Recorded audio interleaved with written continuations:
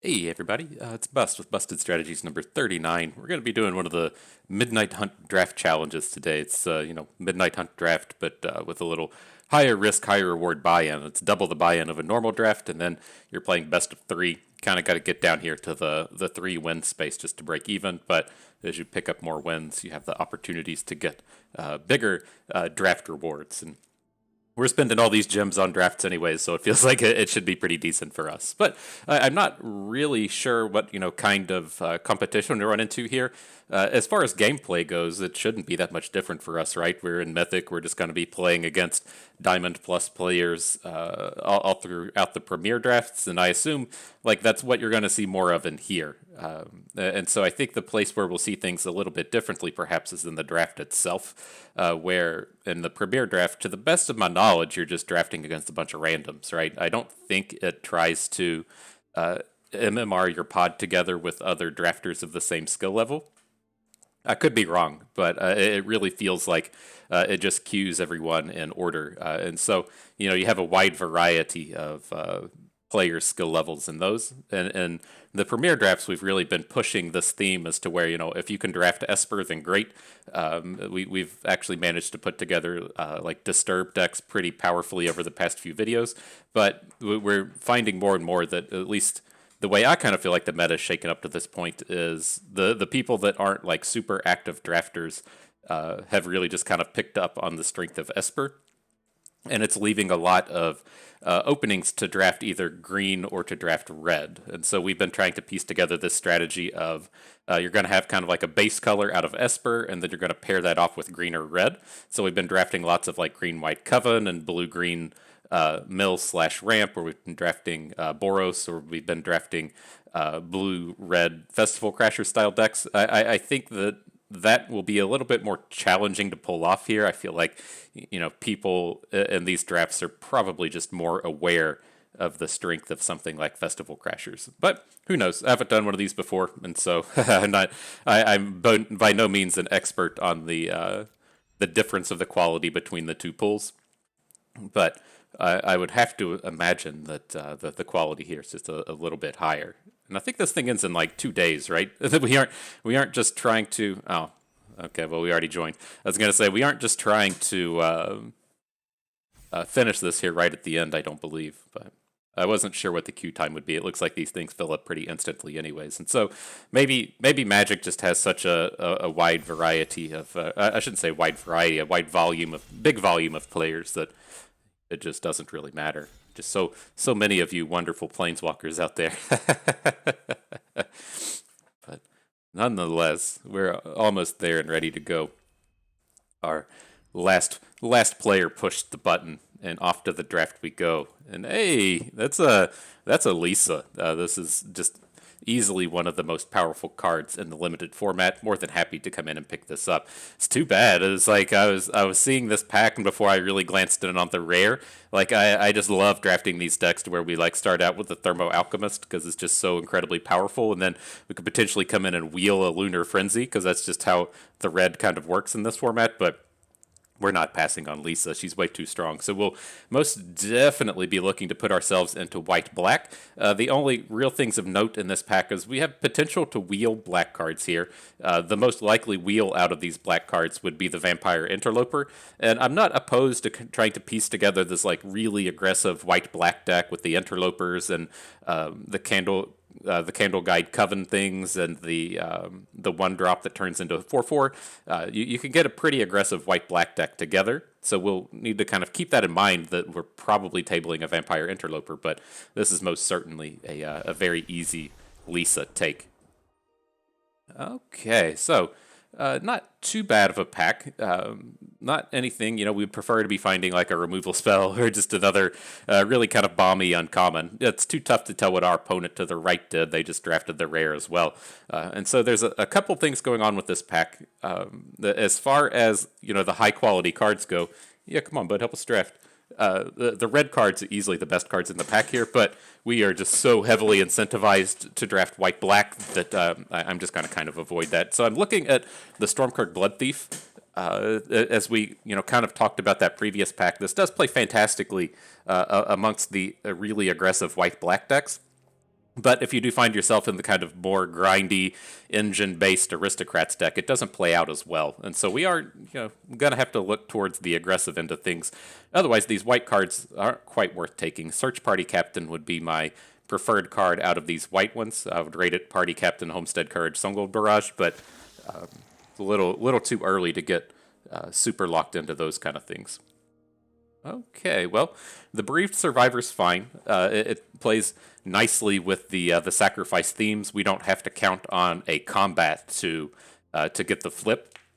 And then again, it's another unit that plays quite nicely when we're being aggressive. You're really wanting things like Flare of Faith to protect this attack, so you can attack with this thing multiple times.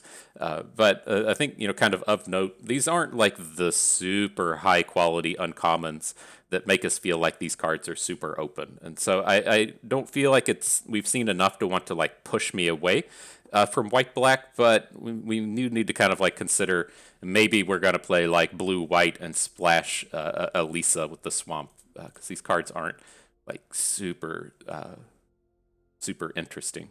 Or green-white splash Liesa would work as well, but we'll see. We'll see how this goes. Oh, and then just the Flesh Taker shows up? Okay, I'm on board. This is just it's super strong, right? This is the Orzhov build-around card.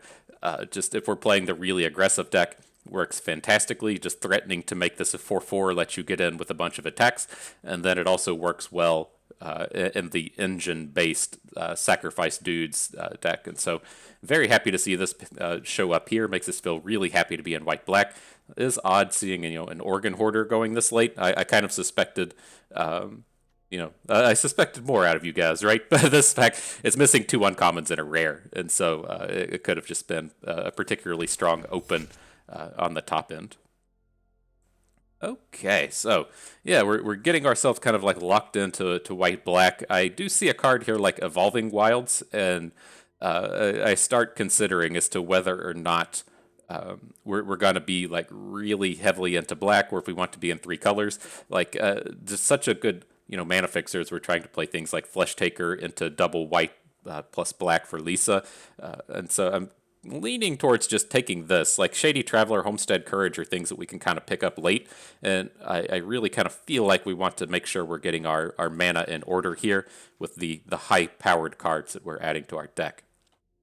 Jesus, Patrician Geist. This is and a Scab Wrangler? Oh man. Do we ever just end up in Esper? Like, the Patrician Geist, these cards are just so strong.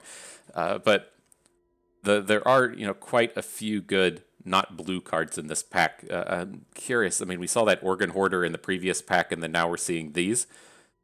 I just don't think we can do it. And so I'm really looking towards just like a sacrifice effect kind of thing. Like I really like No Way Out in these style of decks to give us the zombie token to come in here and put on our to sacrifice to Flesh Taker and the like. But oh man, maybe that should have been a space where we're taking Patrician Geist. I think we would have to like seriously reconsider our things here if something like that showed up here. But this pack is back to normal a little bit. And so, kind of an interesting set. This is a world where I could see Arrogant Outlaw being a playable. I usually don't advocate for Arrogant Outlaw, but when we have the Stormkirk Blood Thief, it has some inherent value to it, and then also it works quite well with Liesa if we're out here just trading it away. By no means is this a particularly powerful card, but I still think, like, once we get to pick 9 here, we're going to have a Vampire Interloper, and we're going to be able to piece together this, like, really kind of more aggressively oriented white-black deck. Okay, not too much going on here. We are playing best of 3, so I guess I'm okay to pick up a Duress. If we run into, a bomb-laden, spell-heavy deck, we might want to play it. I don't really see us landing into like something like Asban, where we would want the Contortionist Troop. But maybe we're probably not going to play the Duress. Let's just go ahead and pick up the Contortionist Troop in the event that we end up in, say, like green-white with just a touch of black. Okay, the Interloper tabled. It is, kind of a reasonable decision to have to make here, right? Is depending on like how aggressive we're gonna land. I mean, I really feel like we're piecing ourselves into more aggressive territories. The Shady Traveler would play much better in more grindy style deck. But we've already got like three drops, and I do think that we're going to be pointing towards aggression here today. Homestead Courage tabled, as we suspected it would. So let's get these lined up here. Tireless Hauler is probably where we would go if we were playing green. I'm just going to pick up the Startle, though. Those blue cards were going particularly late, and if we do land into blue, I'd be particularly happy to play this. Rotten Reunion's a great table. Very high percentage chance that we end up playing it. Just plays fantastically to the sacrifice strategies. You can get a bit of value out of it. And oh boy, what's this mythic dude? I don't think this guy was ridiculous, but he was good. I know we've encountered this guy recently. So when he comes into play, he makes a human. Oh, hang on. It's more than just when he comes into play. When he enters the battlefield or another non-token human you control dies, you lose a life and make a 1/1. Then you can give another human lifelink. That's sort of where the text ends, but there is a world where you can't actually flip him into this ridiculous thing. And I think this will be fine. We're missing out on a defense rate here, but, I mean, this guy just ultimately really high-powered. And then if we're getting any of the sacrifice strategies together, he gives us a bit of value on the back end. And so quite powerful with the things we're doing here. We could look to, I think the realistic wheel out of this pack would be something like Bat Whisperer, which we'll be reasonably happy enough to play. Oh, Graveyard. Oh, man, look at this. Graveyard Trespasser and the Flesh Taker. Oh, man. Oh, man, these cards are high-powered. I can't pass on the Graveyard Trespasser. I think this is far and away one of the best black rares in the set, and much more powerful than Flesh Taker. So, like, the thing that we would love to see out of this pack is the Flesh Taker to wheel. I don't think it's super likely. That's kind of how we look at a lot of the Boros strategies. Like, if this was a Sacred Fire, I would feel like it would wheel. If it was a Grizzled Grizzly, I feel like it would wheel. But I don't think the Flesh Taker realistically wheels here. I mean, there's like I don't know, maybe like a 10 to 25% chance that it does. But we're taking the Trespasser. This dude is bonkers strong. Okay. Well, not a lot. Well, here's the Vengeful Strangler. Perfect. This works perfectly well with what we're doing here. Works extremely aggressively styled unit. I thought we were going to have to pick the Digraph Horde, but not the case. Okay, beautiful. And an Ecstatic Awakener plays fantastically with a lot of these early plays we have. If you can sacrifice off the Strangler to the flip, it's pretty good. Just one of the big build-arounds in the sacrifice deck. Welcome to the team. Okay, another Vampire Interloper amongst a bunch of cards we can't play. Lots of blue-black rolling around, but that ship has sailed. Got our can't block 2-drop squad here. Okay, probably not playing anything out of these cards. I mean, the Morning Patrol is the only black or white card in the amongst these, so I'm gonna take it. It's just our white and black cards are already so super high powered at this point. I don't think it ever really makes the cut, but we can go in here and just at least get the cuts, and maybe that'll help us out in pack 3. We'll take the Rotten Reunion. Again, probably not going to play it. Well, might probably play 1 copy. Probably won't play 2 copies. It works quite well here, just giving us a sacrificable unit for the Ecstatic Awakener, for the Flesh Taker. I could potentially get some value popping a flashback, and then leads to some aggressive turns as well, just putting the zombies on board.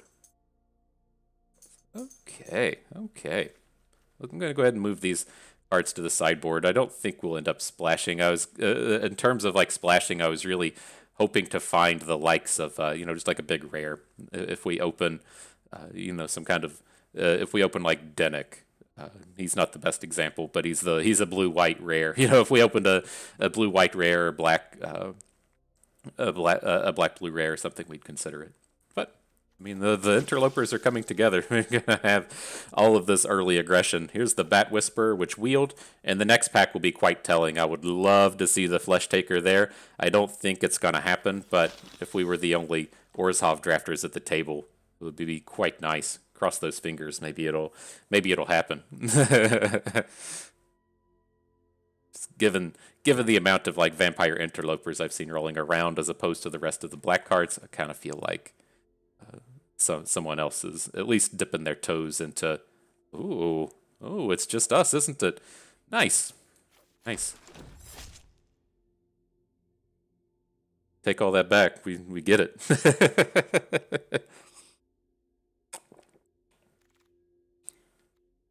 All right.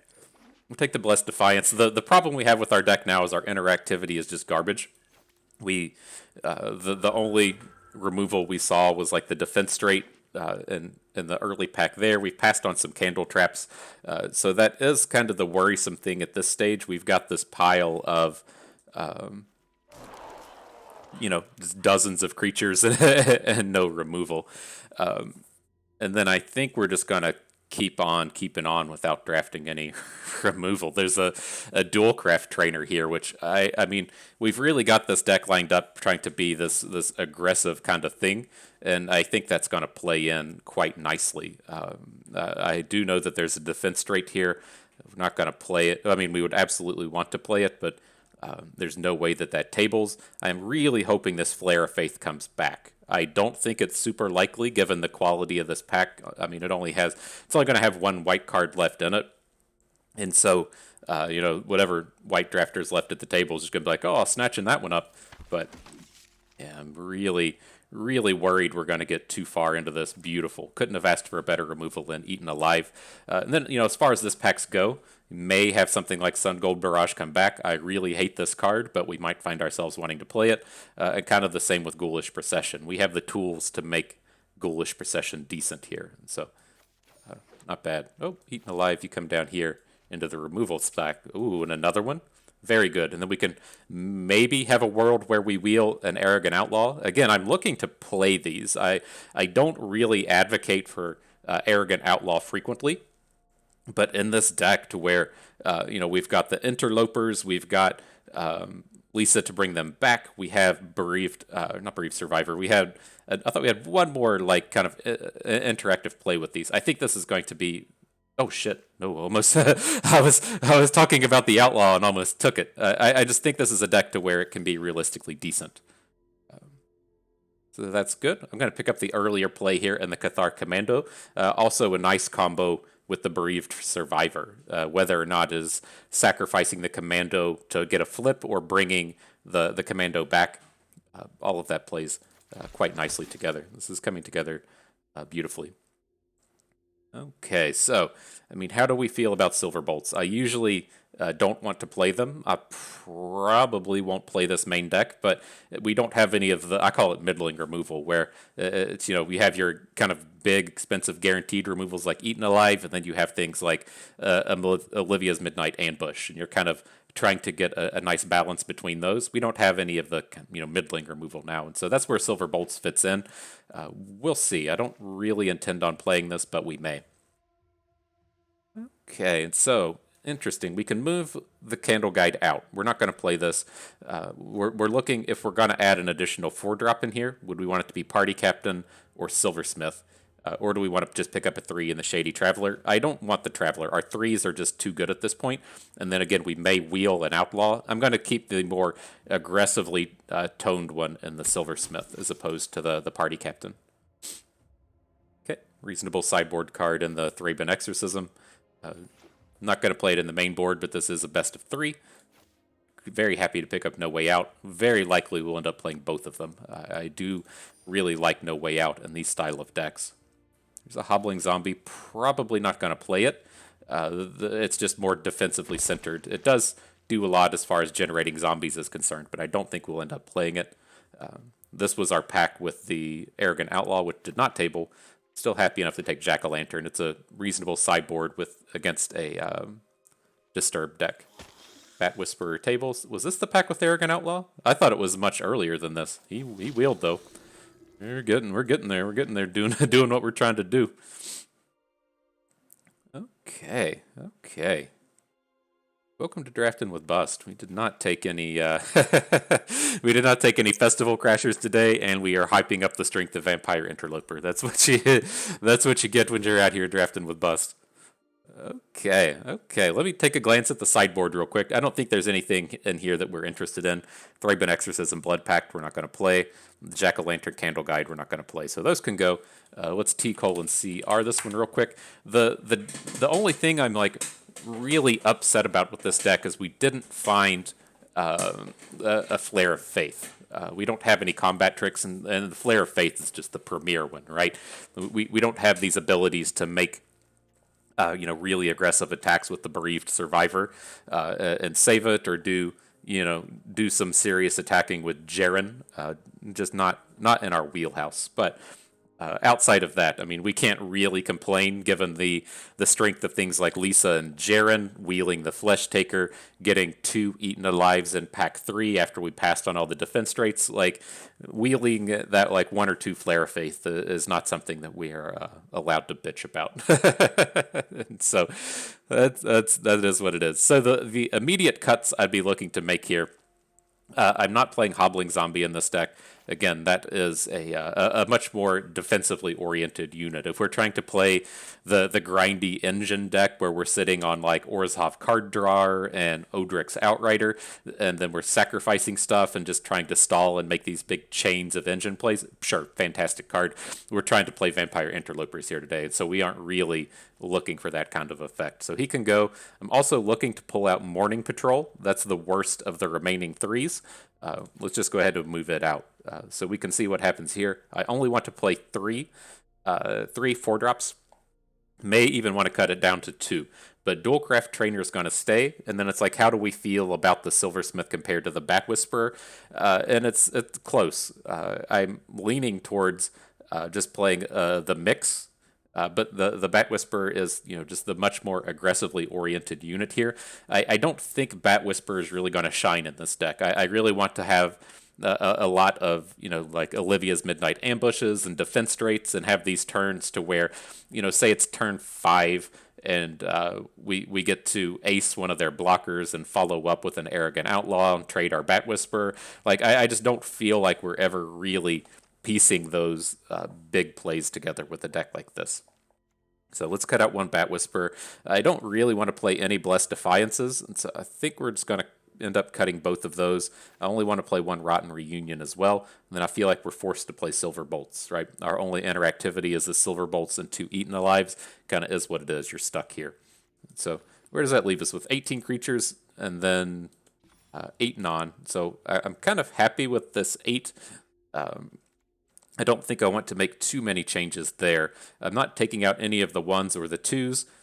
Probably going to cut a 4 and a 3, and then, if we're realistic, I'll probably end up taking out the Blessed Defiance. I just really don't like getting ourselves in these spots to where we don't have any combat interactivity. Like, Homestead Courage goes a long way in that sense. Like, we find these boards as to where it's like, well, I've got a Vampire Interloper, I need to attack it into a 3/3, and it's just like, well, there's just no real options. And so I like to have like something here. What can we do? The Blood Thieves are never leaving, right? It's just way too easy to get in attacks with both Vengeful Stranglers and Vampire Interlopers. Really gives us, I like this chain of being able to like boost our units with the Blood Thief and then boost our units with the Silversmith. I think that can all stay. The things I'm kind of looking at removing would be like a Bereaved Survivor. I think this gets to stay. I do love these chains of being able to say like, sacrifice something to the Ecstatic Awakener to flip and then attack and bring back the Cathar Commando we just sacrificed, or bring back a Vengeful Strangler. I think it has a place here. I think we're looking to cut an Arrogant Outlaw. It's just, I like how the Outlaw plays in this deck. Just being really aggressively centered, but as kind of a curve concern, I don't think we get to play with it here. Also looking to just take out this Bat Whisperer.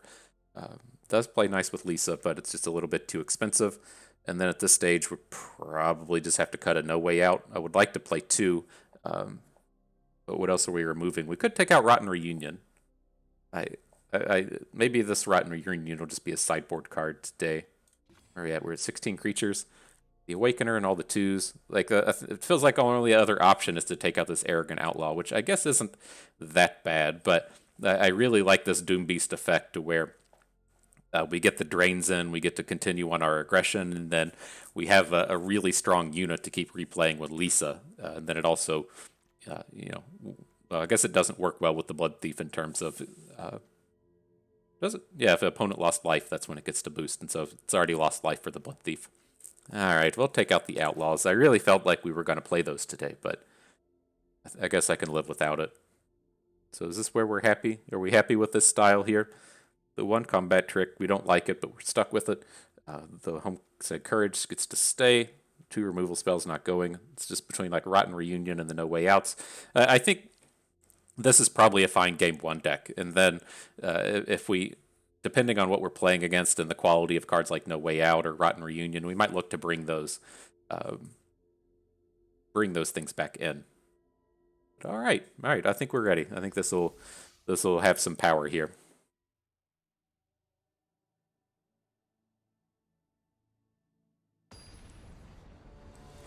Off we go. Opponent number 1. Oh, does this not take MMR into effect? It doesn't have little flashy things on each of the players. I kind of assume that we're still in kind of the same space here, where we're probably just playing against Diamond Plus players, but I didn't realize this wasn't a ranked format. Interesting. All right, never keeping this hand. This one lander will not do it for us. These hands always look so good. It's like, oh man, if I just got to keep a little bit of this, it would be so nice. This will be fine. We can go down to 2 land with this. We still have plenty to do, and then we're on the draw. And so this hand still pops off even with just 1 more mana.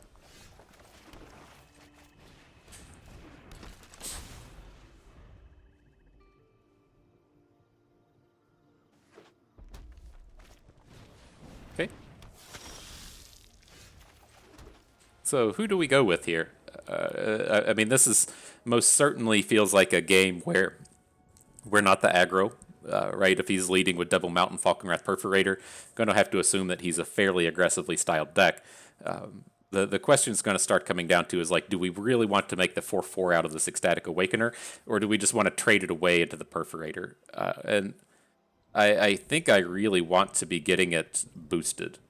And so I think we can look to do something, say, like add Vampire Interloper. We'll get an attack in with it next turn. And then just sacrifice it off to the Awakener. And then if opponent makes some kind of play as to where he's like, oh shit, bro's about to drop a 4/4, I really don't want to just be slamming units into that, we can play the Cathar Commando at the end of their turn. So we aren't like completely just blanking all of our mana.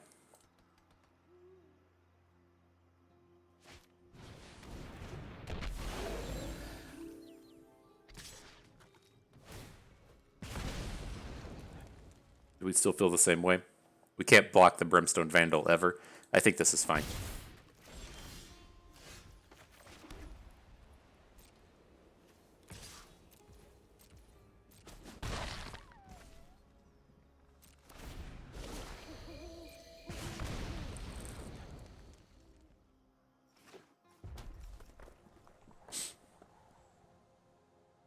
Guess we technically could block the Brimstone Vandal with the Awakener and the Cathar Commando, but I'm not super into that.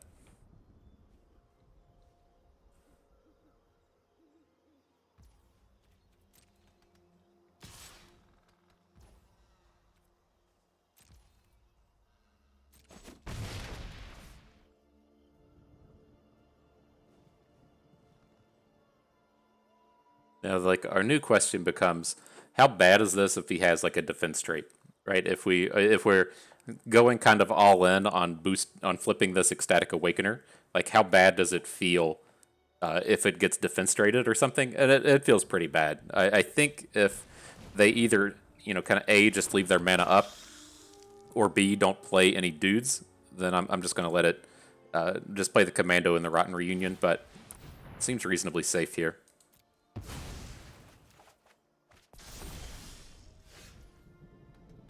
Didn't pick up a land, which sucks, but otherwise, what are we doing here? The question of the day, what are we doing here?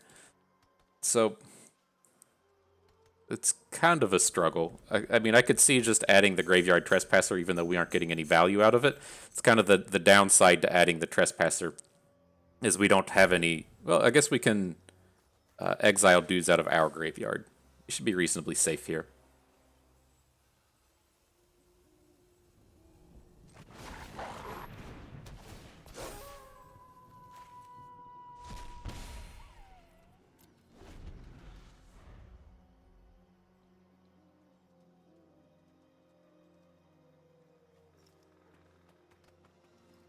We're not like that low. It just feels like we're really far behind because he's had such more of an aggressive start than we have. But I don't think we're that far behind.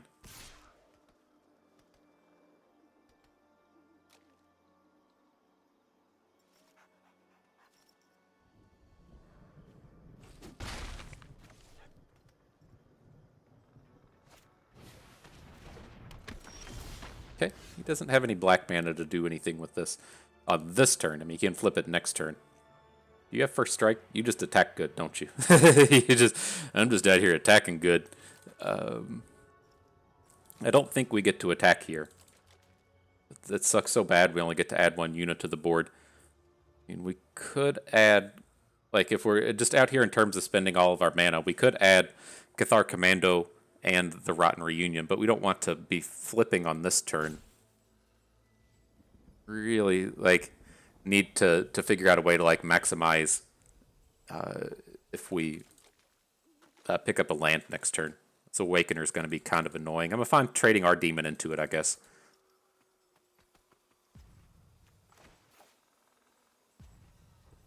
I think this is okay with the Interloper. And then we look, like if he spends all of his mana flipping Ecstatic Awakener next turn, then okay. And here we have good blocks. If we put Glutton on Perforator, Demon on his Demon, and then Interloper on Interloper, he's only coming in for 2 damage. Have to imagine if the board just stalls out, then we're going to be in an advantage.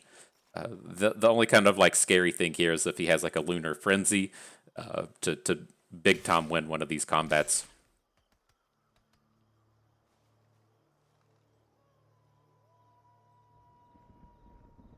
Also highlighting his Brimstone Vandal. Interesting. Okay, so I mean, I'd say he most assuredly has a combat trick, and that's just is what it is. Oh, you can't block. I thought you just couldn't block flyers.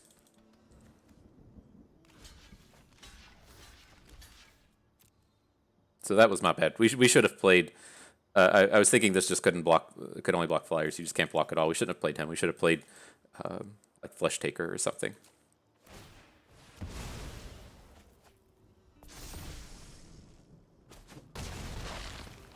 Okay, we get to get a double drain this turn with the Glutton, which is quite nice. And then if we draw a land, we can potentially block this Vandal next turn. We can add 2 units to the board. Land, it is not.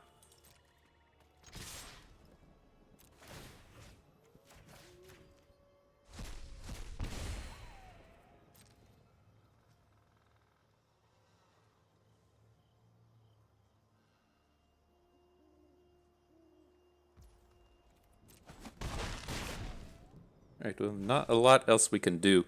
I'm just gonna flash this Cathar Commando onto the board. We can technically lethal next turn, depending on the amount of aggression he throws at us.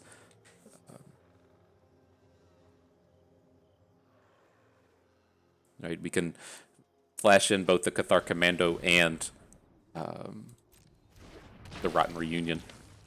Okay, it's a little scary.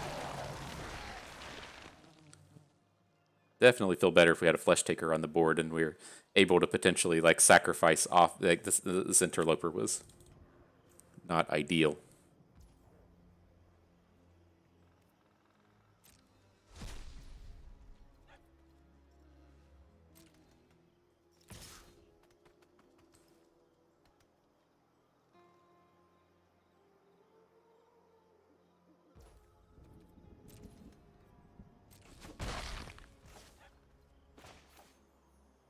Okay.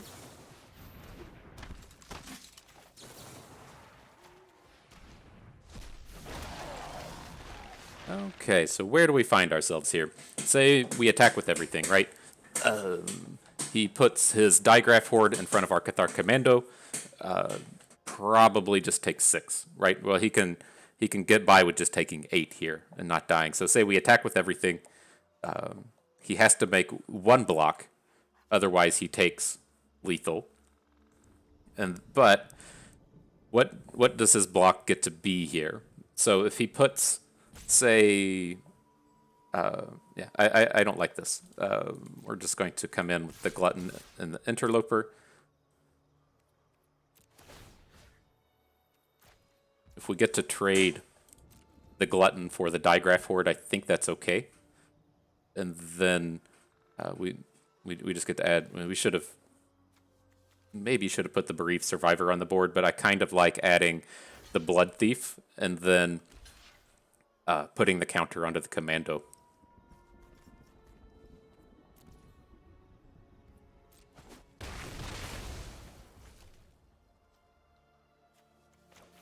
They should be doing this, right? The Flesh Taker is actually good here.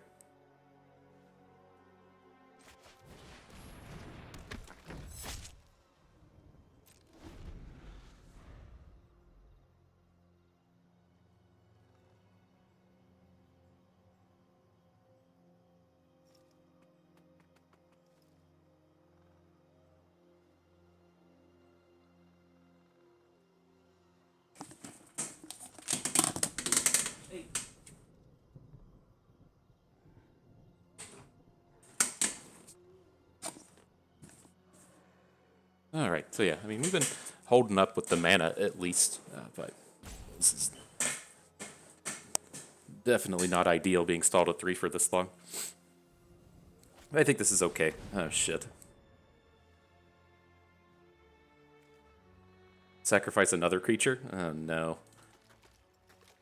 F. All right. That's not good. We just have to block it with our Commando. That's going to be enough to ace us this game. Right? He threatens 1,000,000 damage with this thing. F. Yep.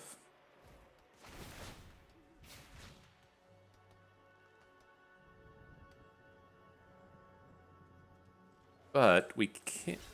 Oh, no, we can't. There's nothing to target, right? So we're just going to lose our unit at the end of the day as well. Shit.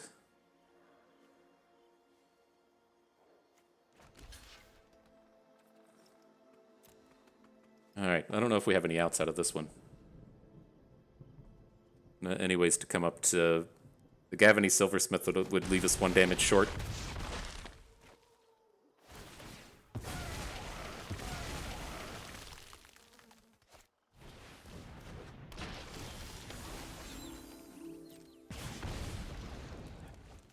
Okay, damn. I think we messed that up. I didn't fully think through a lot of those sequences. We played a lot of wrong units in the wrong order there.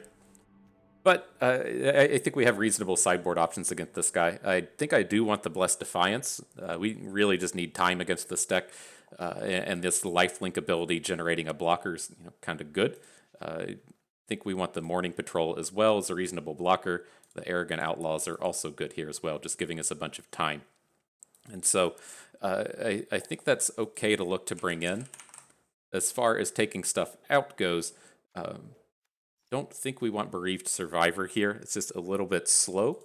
I don't want the No Way Outs. I don't want the Rotten Reunion. And so our interactivity here isn't that great, but I think we can control deck this guy pretty reasonably here with the life gain and the Arrogant Outlaws and the Blessed Defiances, and then just try to stall the board a little bit until our card quality can take over. I think this is fine. I think there was too much in here that I just would rather have. The Vat Whispers, whatever, the Bereaved Survivor we don't really need. We could look to take out these Vampire Interlopers, but I think we at least want to keep them on the play. And that feels like that's kind of one of those units as to where, if we gain 4 life off of Blessed Defiance, it's just such a big boost in a race. I'd rather have the Silversmith than the Whisperer. That's fine. Okay, I like it. So yeah, I definitely messed up some of the sequencing in that one. I didn't like that Vampire Interloper turn, and I felt like we could have just done that better. Oh boy. I don't know, we can't keep a 5-lander, not against this. Well, I mean, I guess we could. I'll take... Oh shit, I meant to mulligan this. I pushed the wrong button. This is this is the high quality content people expect from an FTP bust video.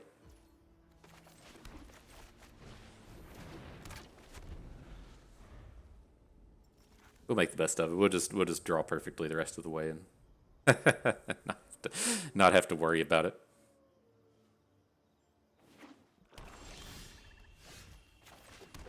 Drawing the land isn't exactly drawing perfectly the rest of the way, but we'll certainly be able to cast our spells this game. Oh my gosh. Oh my gosh. I mean, I guess it's at least nice when our black-red opponent doesn't have a 2-drop, but this is certainly a disaster in terms of card draws. This is why I really worry about 4-land hands and best of ones, because it's so hard to overcome when you just draw like 1 or 2 land off the top. But starting with 5 and drawing 2 land is a bit on the awkward side of things. Keeps highlighting our dude like he wants to get 2 for 1 on the removal spell. Maybe he's just reading it and seeing that we can silver bolt down something and remove it.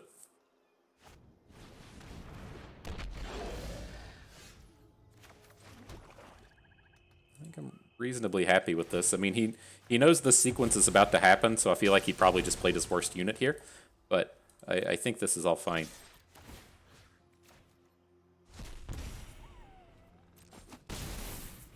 Like, if that's the extent of what black-red is able to do, is add a Brimstone Vandal to the board on 3 and just have it get killed with no 1s or 2s, I feel like we're still pretty strong, even though we have a real low roll of a hand here.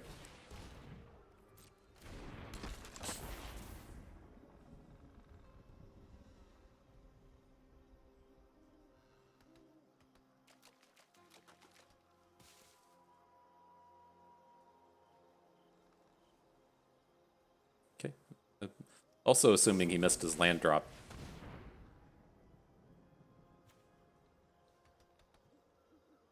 Do we want to just make the token? I don't think so. But I mean, making a 1/1 flyer isn't that bad here. We don't really need the life.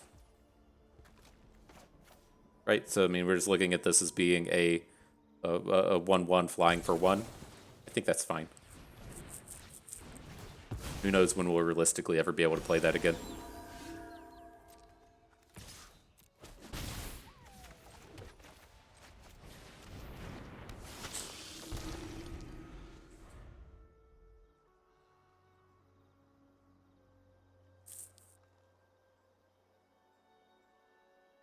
Our aggression should be good here. It's very hard to add both a unit and flip this Ecstatic Awakener. Boy, Graveyard Trespasser of his own, huh? Not bad.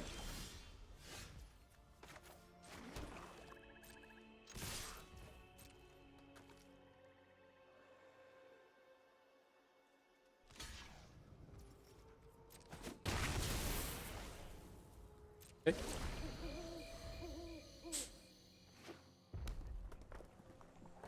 Bit worrisome. Hand is not good. But again, I mean, this is another space where his best play is just adding Vampire Interloper. It feels decent.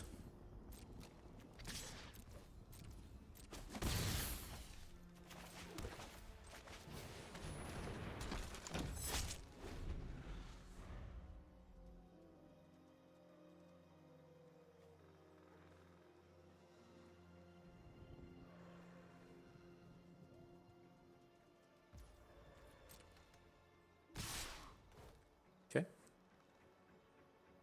This kind of feels like he's going to follow up with a Digraph Horde or something. This Ecstatic Awakener attack is very suspect, but... Right, he's never winning a race. It feels like he's got a unit that he feels like can go toe-to-toe with a Flesh Taker. Interesting.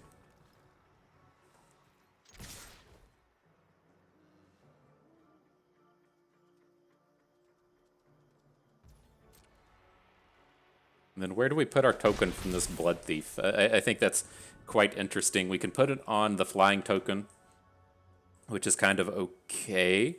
We can put it on the Flesh Taker, so it can now battle with an Ecstatic Awakener. I just kind of feel like it's we need to be going to the air. Feels like he's going to be sacrificing this Vampire Interloper here. And so I want to just put the counter on our flyer. Seems to be the way that we'll try and come ahead this game.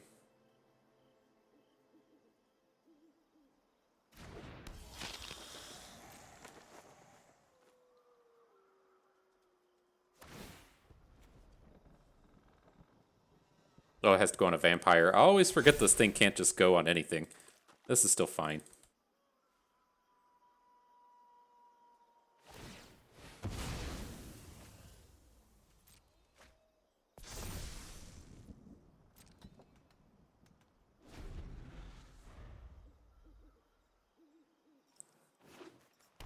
Oh my gosh, he's playing white? We didn't. What does that mean? We didn't see any of this in the first game. That's wild. Wild seeing the planes show up out of nowhere. So yeah, I gotta consider just taking this Blood Thief out. I always have it in my head that the Blood Thief is capable of boosting any unit. It's just not the way it works. I mean, he's okay in this deck where we have like 3 Vampire Interlopers, but there's just a bunch of cards that he can't do battle with, or we can't boost anything. He's tapped out. If he attacks with the demon, can we win the game next turn?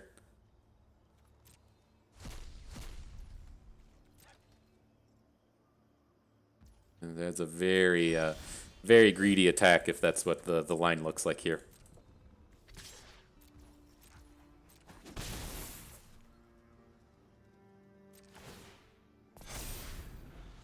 Blood Thief, you need another turn, and you can tango on this board.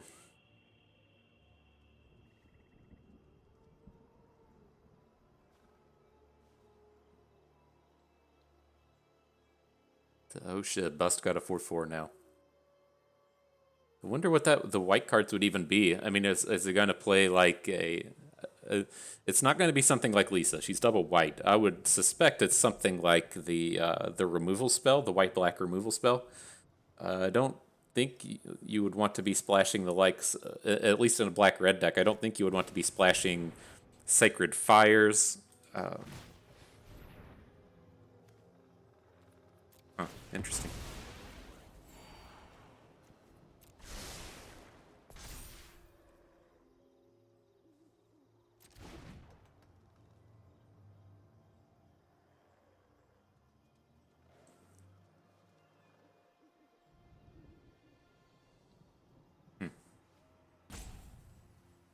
Curious if we should have blessed Defiance that unit to make another dude.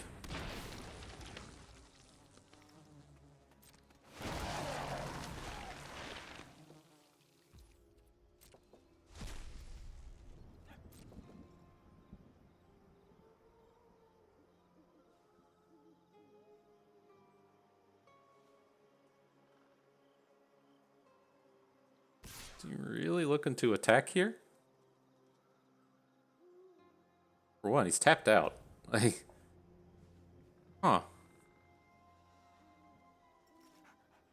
So, I mean, like, what are the prospects of us being able to win the game next turn? I'm not worried about this damage. It's just, like, with this dude trying to be ultra clever, like, what can we do? So, we really do want to be getting in a point of damage next turn so that we can boost up this Blood Thief again. Then we have like a couple of options. I'm kind of looking at just playing like Cathar Commando and then Bless Defiancing the Commando. That's going to give us a flyer, and then I think that's kind of good enough. One blocker. Let's get ourselves the thing. Also takes us up to about 1,000,000 health. Oh, our turn.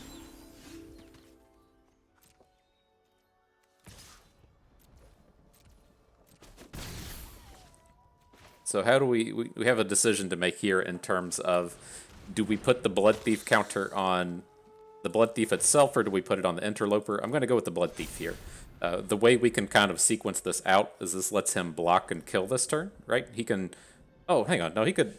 He lost his 4/4. I still think that this is, like, safe. The way I'm kind of looking at this is we're going to attack for 3 this turn. We can put the token on the Interloper next turn and hit for 4. Is the kind of order I see these things happening in. These Digraph Hordes.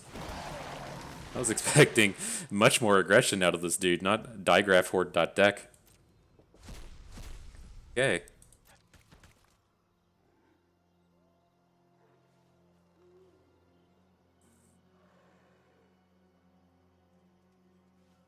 So does he have 4, 6? That would be like 12 zombie damage in total next turn. This is all fine. Got tons of health.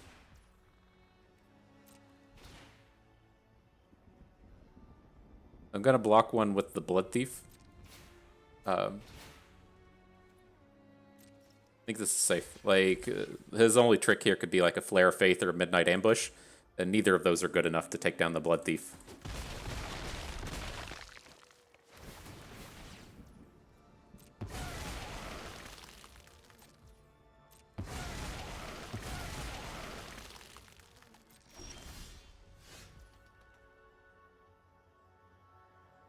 Lethal with this thing? Cannot. But I mean, I guess we could look to double token our flyer so it could potentially block next turn. And then the other option is to just make the Flesh Taker a 4/4, which would also be a decent blocker next turn.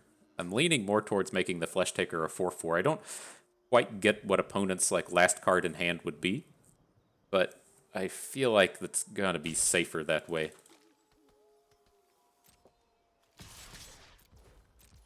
I feel like if they had a removal spell, they would have just already played it. It is a little scary this way, right? We're missing out on the surprise damage next turn to potentially win with the flyers, but... Okay. Alrighty. That one was tough. That was definitely not the best Magic the Gathering we've ever played. We gotta get a sandwich in me or something and get get the brain in order. And so, I mean, do we still feel the same way about this opponent's deck as they play the 3 Digraph Horde monstrosity into game 3? I was really expecting them to be much more aggressive, and that's why we brought in the likes of the Blessed Defiances and such, the Arrogant Outlaws. But if we're going to be out here battling against all these Digraph Hordes, do we want to, say, bring in Bat Whisperers? The two kind of two things here. We're going to be on the draw, so we're going to be a little bit slower. And then, do we want to take out this Blood Thief that I mean, it played reasonably well here. I always forget that this thing has to target a vampire. I think it's going to be a little bit worse this game that we're on the draw. I want to take it out. I do want to add in the Bat Whisperer, since it can go toe-to-toe with a zombie thing.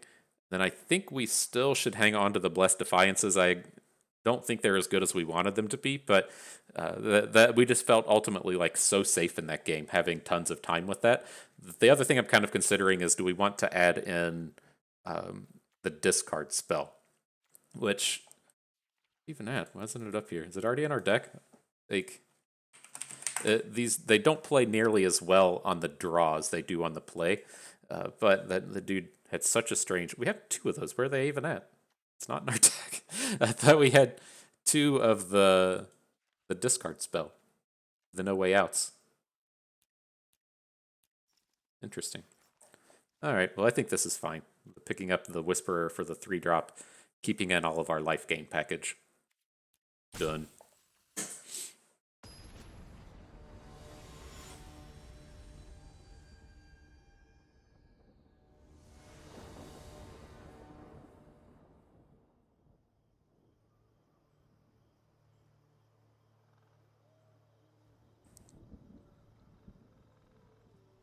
Ooh, wild. Let's see if we can keep or mulligan as intended. This is certainly a keep. I think this hand is fine. Okay, I pushed the right button this time. It at least worked out. I'm glad we still managed to win the game where we start with 5 land and immediately draw 2. That felt pretty good. Alright, not a bad start. He's impressed by our silver bolts. Uh-oh. Already emoting the good games. Chris O'Matico does not seem too pleased with his collection of cards.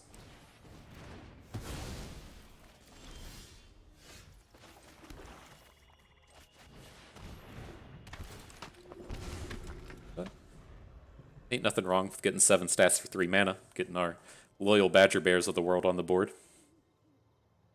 How do we get to 13? Can we do it?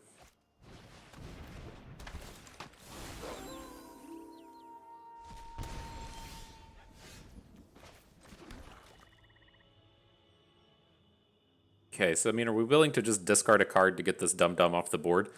I'm not opposed to it. If we just want to get rid of Blessed Defiance for the Trespasser, and just eat the 2-for-1 now. I think that's okay, because if we want to say, like, try and put Vengeful Strangler on it, it just doesn't work, right? We have to still discard a card to target. So I think that's fine. I think the Vengeful Strangler is probably the unit we want to get rid of. We don't have any way to sacrifice it otherwise here. Yes. Discard.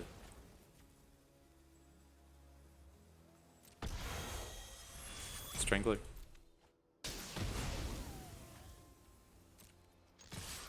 Into battle.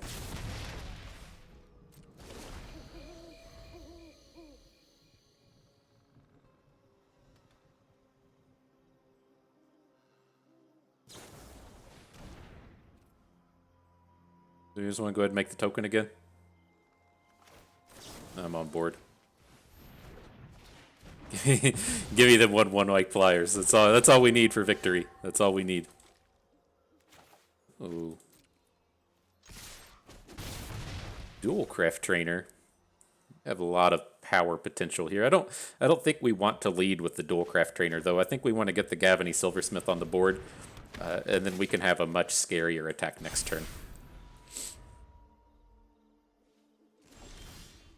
No play from opponent.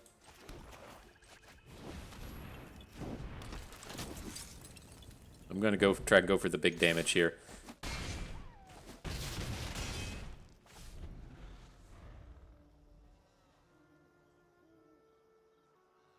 Dropping them GGs. We got it. Good game, Chris O'Matico. All right, match 1 in the books. Mark it a W for FTP bust. Where does that get us as far as these prizes go? I know just like losing is completely bad. At least get a draft token. All right, you got to get to the 3-win mark for the break even on the gems. Gotcha. All right, on to the next one. Got some sandwiches in me between that match and this one. You get old. Sometimes you got to take a sandwich break. So I think we're good. Play will increase exponentially well now that I've got 2 peanut butter and jelly sandwiches in me. Alright, so what are we doing with this one? That looks like a keeper. It sucks that we're on the draw, but got 2/2 drops. Yeah, can't get rid of that.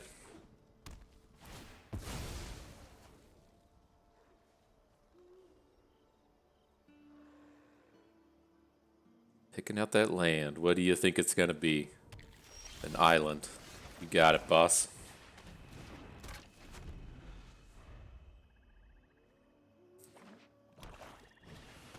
Okay.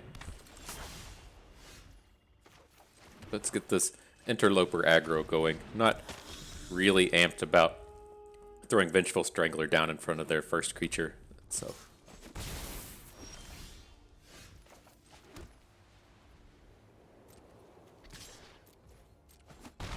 Get him. We're just going to get our switch flipped. Is that what's about to happen here? Let's add the Strangler. I think I'd rather have the Flesh Taker. If something's going to get countered, I'd rather have the Flesh Taker for later. That's aggressive. What's this guy doing?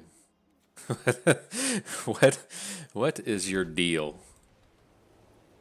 I don't want to play. I guess we can play the Silversmith and then just not put a counter on the Strangler. It's so weird. What is he going to be flashing here? Like a Nebelgast Intruder? Why wouldn't he flash the Intruder last turn?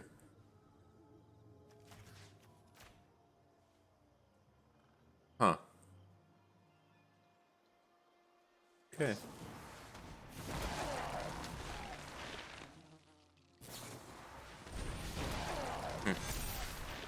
Interesting line.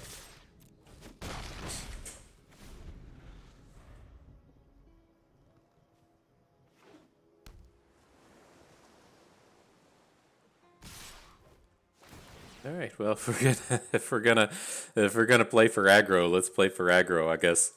I feel like the Silversmith block is probably safe.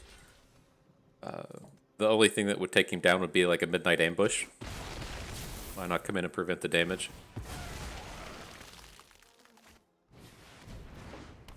Okay.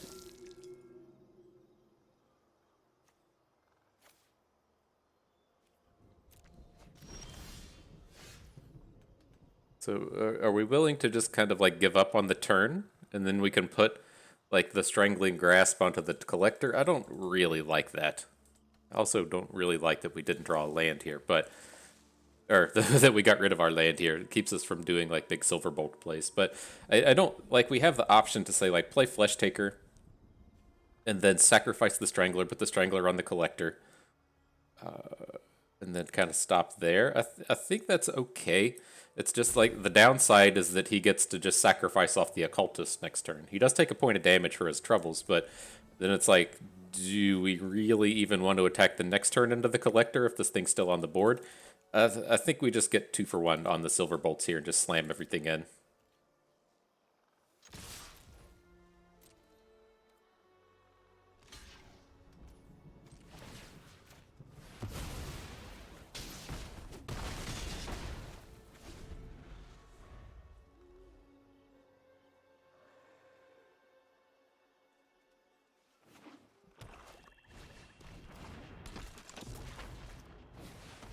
Digraph Horde. Okay.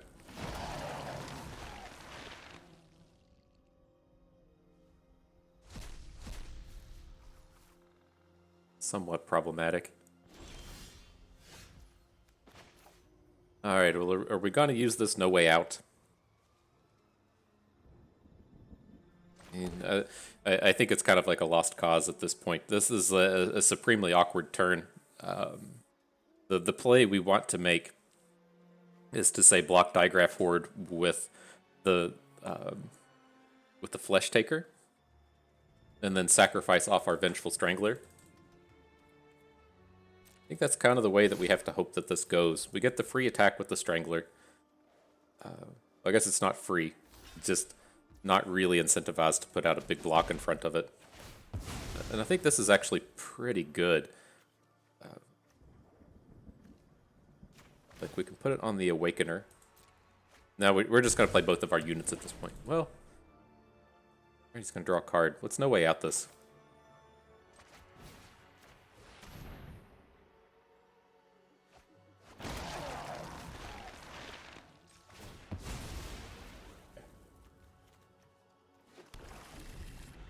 Reasonable enough. His attacks just aren't strong here. He can hit us for the Awakener and some damages that way, but he's ultimately at risk for a big crackback. Opportunist, not bad.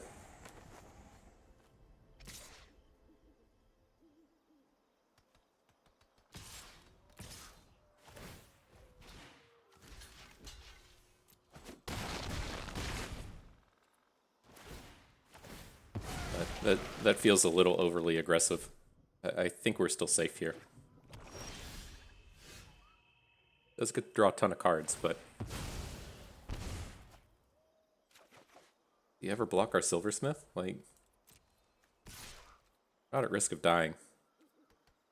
This takes him super low.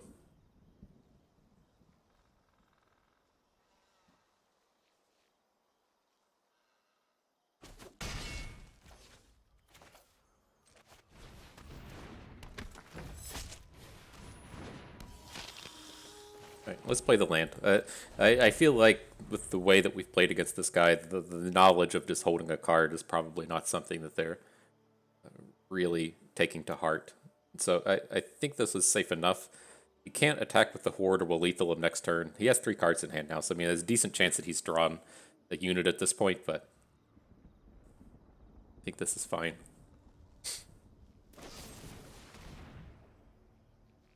Takes him to 1.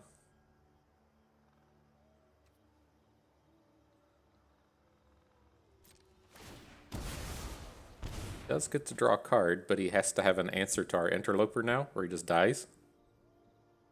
That was an interesting choice.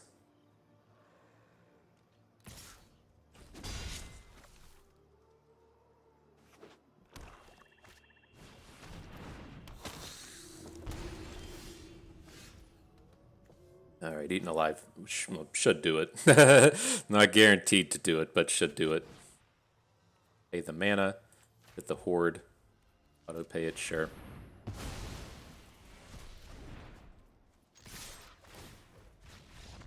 Okay. All right, that was getting worrisome. We were right there on the edge of taking over that game, but I mean, the opportunist just gives them so many opportunities there.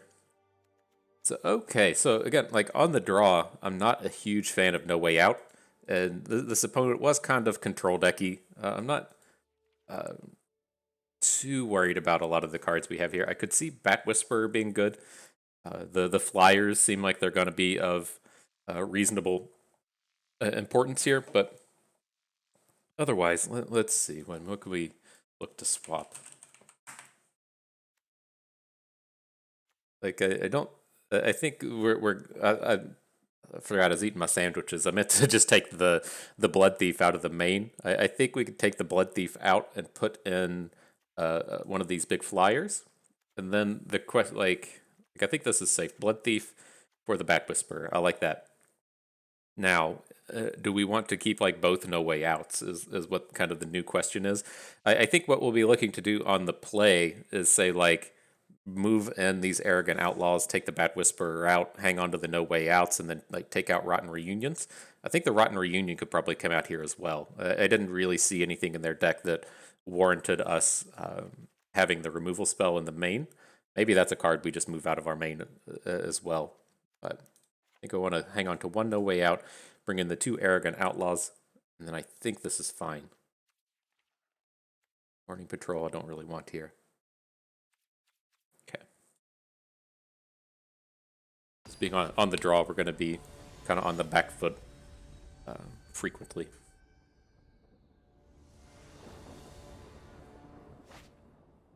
Okay, well, not mulliganing one of these hands where we can start Interloper Trespasser and have the mana to do it.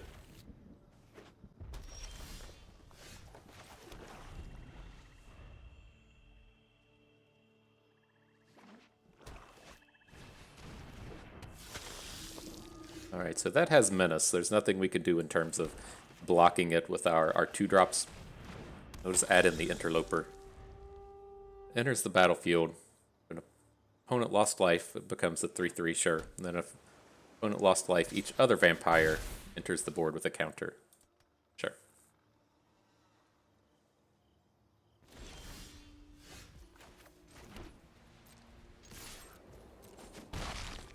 Okay, well, it doesn't really feel like a flip the switch deck, as we just immediately get our switch flipped, but I think this is still fine. It's so weird. So it's like a strange collection of cards where you're playing the control decky package of Organ Hoarder and flip the switch, but then you also just have this random vampire socialite in here. So this is fine. We're about to start out aggressing them here. We'll get the double interlopers going. I'm going to try and throw a Cathar Commando in front of this Organ Hoarder. And then hopefully we can just kind of get ahead of them on the attacking side of things.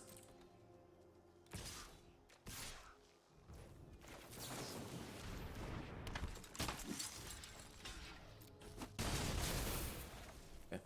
That instantly passed through, so I'd assume they just have no spell-related plays in hand.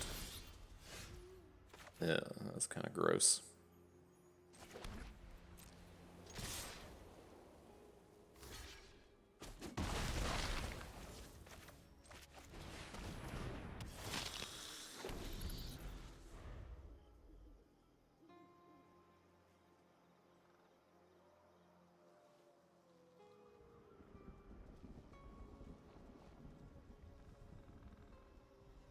Yeah, it's not super happy with how this is played out on the draw. Sure. If he's got more vampires than this vampire deck plus blue, then I guess good job. Okay. Okay, buddy. All right. On to the next one. It certainly works, I guess, if you draw your land right. But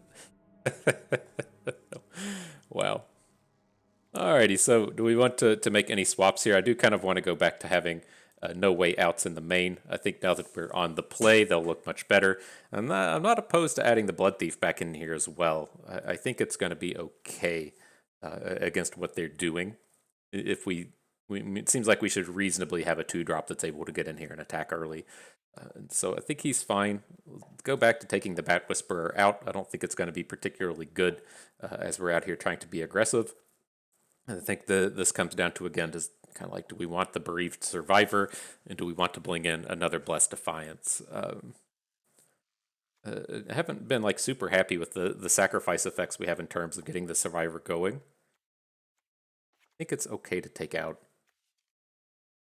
Man, we're just having like so many of these combats where it should be able to like come down and get in there and battle, but we don't have any like dudes to bring back.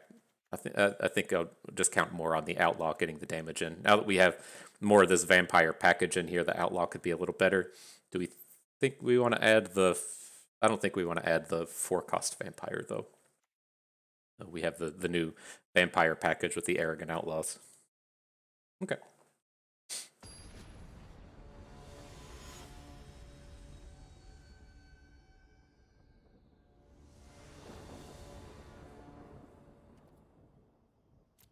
Play first. Keep that. Let's get in there. Not a primo hand, but I mean, if we draw a 2 or a 3 here in the early game, we'll be set up pretty well. Opponent mulligan to 6, so this No Way Out should hopefully be on the soul crushing side of things. Hopefully.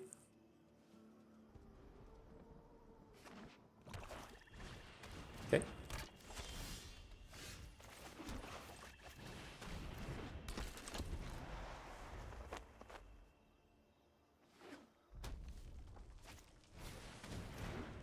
I wonder if opponent ever tries to trade out their Socialite.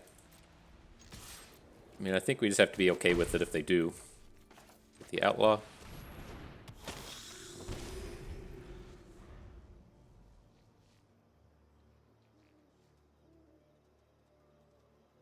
And we need to be a little bit mindful of losing our Dualcraft Trainer against the Silverbolt. Seems like opponent's mana's not playing too nicely.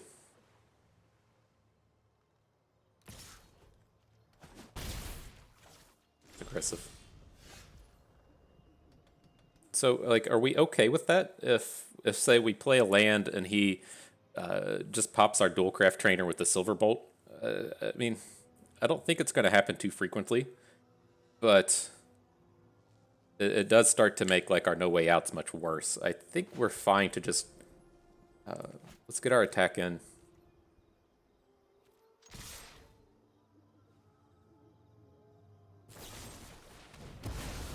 Okay. So we'll get him down to 1 card.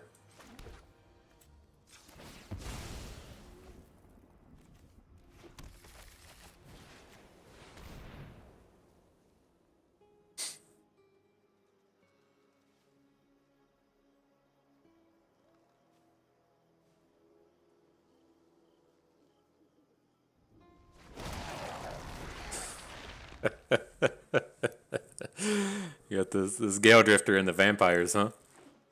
Alright. Opportunist. Opportunist is a fantastic way to come and draw out of this one. Jeez. So, I mean, at least the kind of somewhat safe thing we should be able to do here is to put the Homestead Courage onto our Dualcraft Trainer and take it up to 4 attack, or 4 health, so it doesn't get killed by a Silverbolt. We have to try and take down the Opportunist here. So I don't think he's going to let us do it.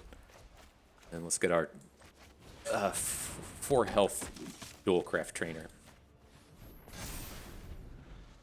Now we can also make plays next turn to give ourselves a Coven. We can put a counter onto a Vengeful Strangler or something. It's not super ideal, but potential's there.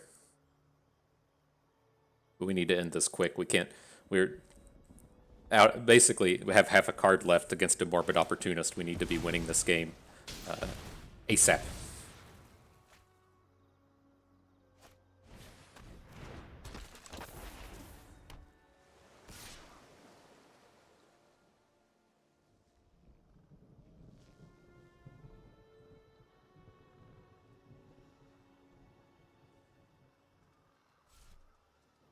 Change your mind.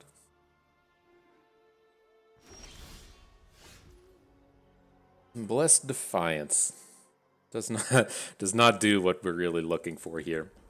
A bit of an unfortunate turn, but can potentially make a big double striking play with the combat trick.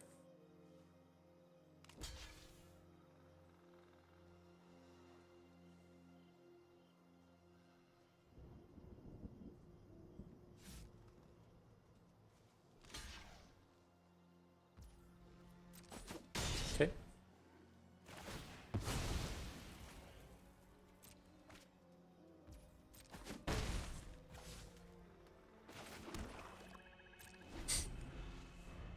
I do worry a bit having this Homestead Courage in the graveyard. We have like a lot of plays hinging on that making it. So he has like a digraph horde here. Would be a bit of a pain. Yep. Yep.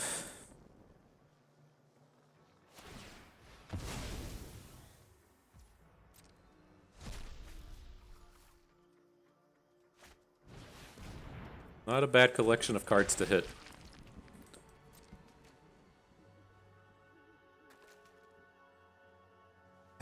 Boy.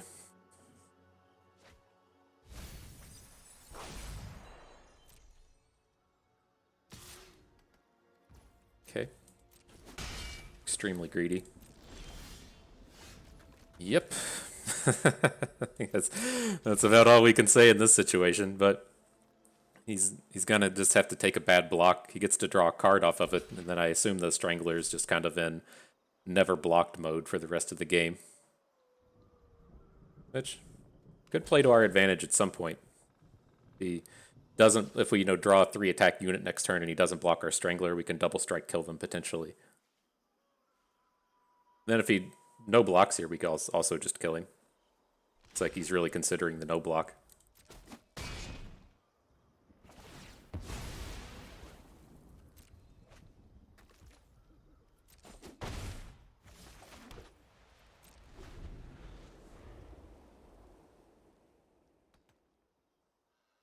Getting so close.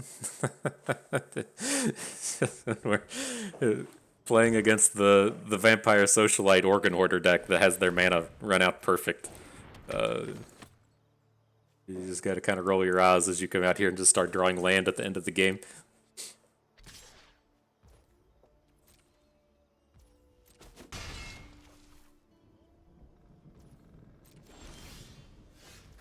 Okay, well, there's one of our big plays. I guess we can go ahead and throw Liesa down, just in case something goes wrong in one of these combats. I don't suspect it will, but let's not risk it.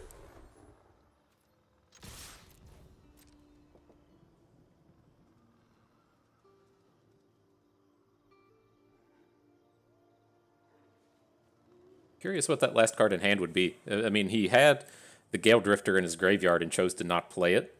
So I'm wondering if we're about to get hit by the likes of a the thing that puts a unit on top of the deck, the 4-cost bounce spell. I wouldn't even be surprised to see Burn the Accursed come out of this deck. It's just the way that this game has gone. It would not surprise me in the least.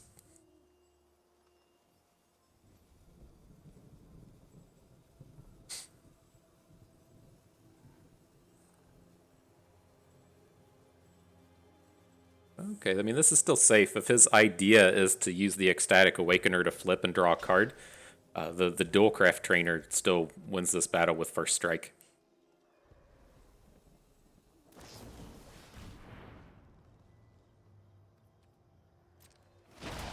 Okay.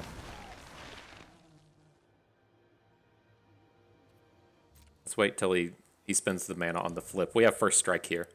So he has to spend the mana and sacrifice something. I assume he wants to sacrifice this this zombie token. Bait Hook Anglers, I mean, it makes some non-zero amount of sense.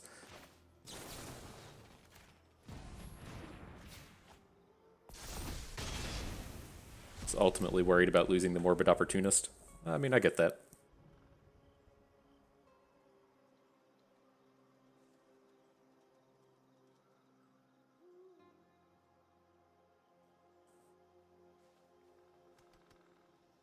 Okay, so I mean, we've taken down their blocker. We did lose out on the surprise double strike potential for a kill, but hopefully this raw power we have on the board is enough to close this one down.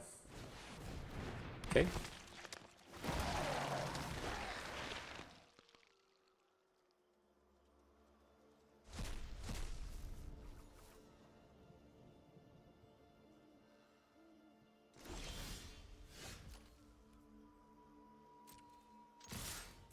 Alright, attacks are still good. He either has to, in order to not die, he needs to block across, and so, like, he's probably going to kill our Strangler, and then we just get to replay our dudes, which seems good. You can't double block the Dualcraft Trainer, or his stuff dies.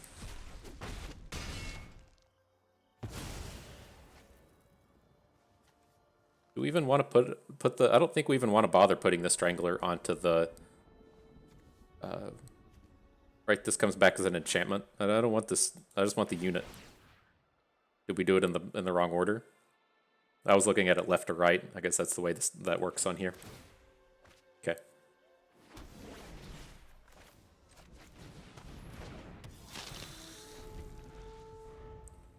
I guess it comes back at the end of the turn anyways, right? So we wouldn't be able to stop this, because this happens now, but Liesa happens at the end of the turn. I'm not used to that. I finally figured out how to get the stack window thing up there, and so that was new to me. After we sit around messing up contortionist troops for ages, I'm glad we figured out how to get the triggers onto the choice window.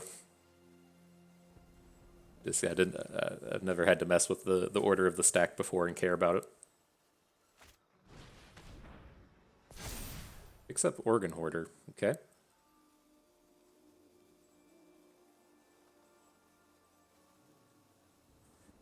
Sounds like he's just digging for something if that's the play.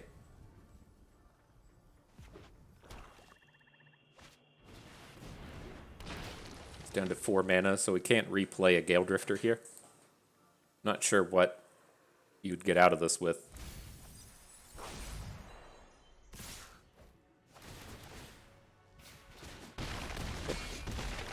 That seems particularly spewy. I feel like we've probably won this one.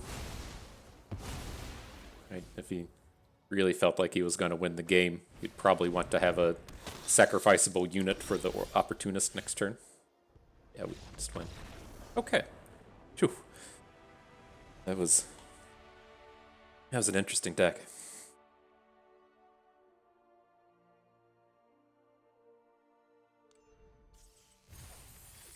Alright, claim that prize. What are we up to? What did we get ourselves? We're up to 1 pack. 3 packs, 1 draft. Still gotta get up to the 2 tokens.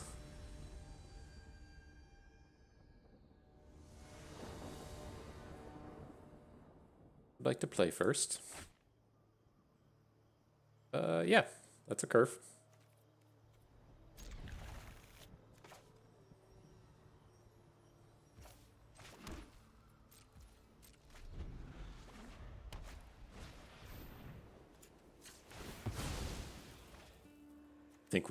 I think we got him. They didn't see. They made a different play there because they didn't know what land we had.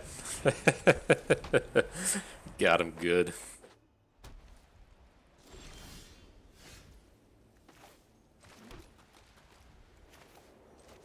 All right. So how do we feel about making attacks here? Essentially just trading the Vengeful Strangler for the Lunarch Veteran, but we do get a token out of it, which kind of on board with.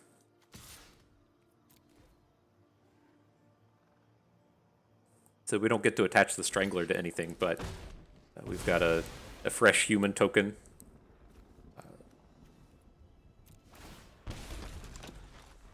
And then we'll have a Coven next turn with the Dualcraft Trainer.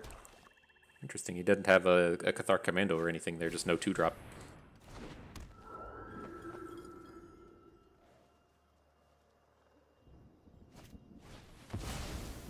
That sucks.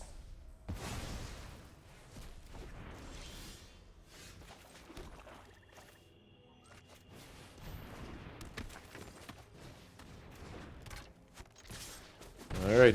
Aggro time. We're gonna need a lot of work out of this dualcraft trainer. That's for certain. Liesa shows up.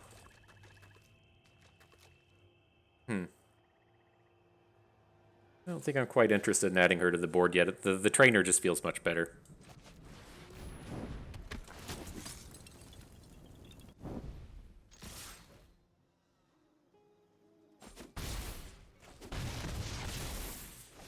Okay. Potential for the big tempo plays. A silversmith.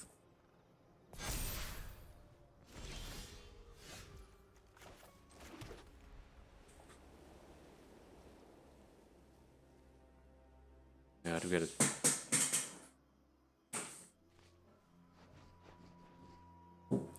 Sorry, cat really needed to hang out. So, yeah, I mean, how do we feel about this? I mean, this looks like we just want to give the dualcraft trainer the bonus, but then I feel like we also get to attack with the tokens here. Maybe just one token.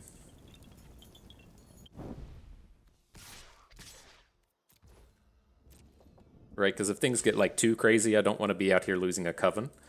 But okay, they didn't get too crazy.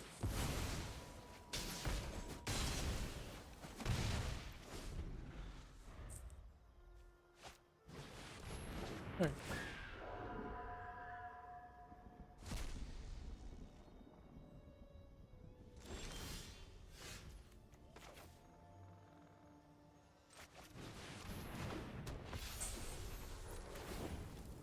Did we come in with the survivor now?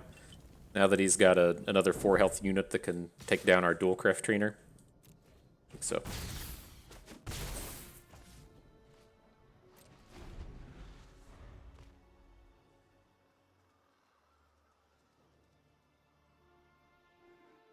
Uh-oh, he highlighted Liesa. I don't think she's long for the world.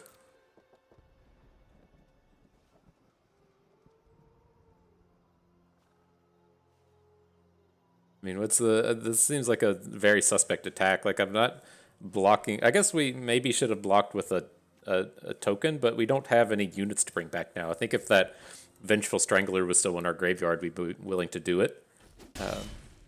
Like, what's the worst that happens here? It feels like he wants to play the Bat card. Now, Lunarch Veteran.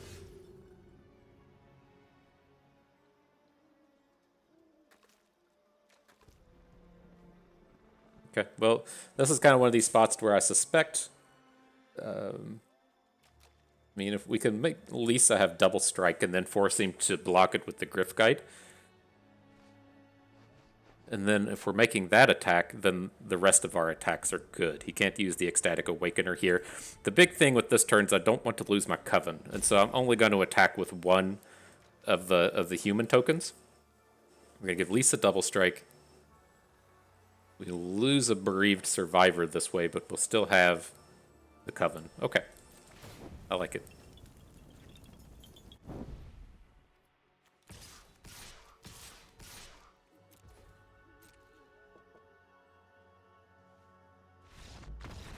Okay. All right, all right. Well, what are we doing here? I feel like, again, this is like we're on the draw. And so a lot of these more aggressively centered cards don't play that well. I think we're good. I guess we've been meaning to do this between matches where we take out the Blood Thief and um, the Blood Thief and that other thing, the vampire guy. So the questions here become: do we want to play Thraben Exorcism? I don't think so. I mean, it would have hit the Griff Guide in that game, and he played some Lunarch dudes, but I don't think that's really where we're at. Morning Patrol could be okay here. It plays reasonably well against White-Black, since there tends to be so many um, kind of like bear units. I think he's okay. Kind of looking at this like card advantage suite. Like, I'm not opposed to playing something like Blood Pact here. It seems like this is going to be kind of a grindy affair. The Hobbling Zombie could be okay. Really kind of looking towards like how do we deal with some of his bigger units, and I think it makes me want to like bring in Bat Whisperers since they can deal with a 4 health unit, and maybe we just go back to playing a No Way Out, just a singular copy. I kind of want to have this Blood Pact, but I don't think we're going to be the aggro here on game 2. Like, we could even look to pull out these interlopers, but I don't think our deck is really in a space to be doing that. The other thing is, like, do we want to play Blessed Defiance? It gives us a way to perhaps, maybe that's where we should be. Let us trade up and get a flyer out of it. Just kind of switch into bad flyers at this point. I think I'm okay with that. All right, we don't like pound it well on the ground. We just pound it in the air. I can tell you all the different ways to pound it, but in the air is most certainly the best of them. Okay, we'll keep this. We can't lead with our Ecstatic Awakener, but I mean that's not the end of the world.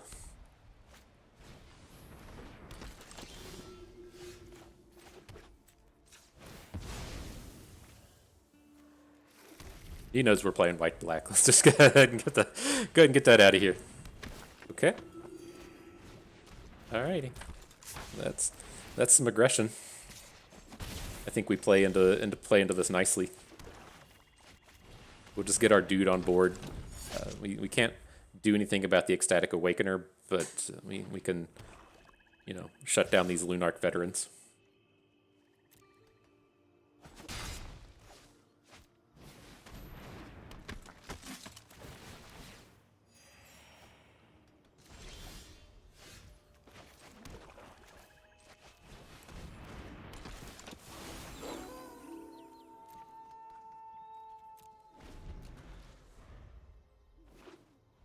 Okay, so he's down to 2 cards. The Silversmith, okay.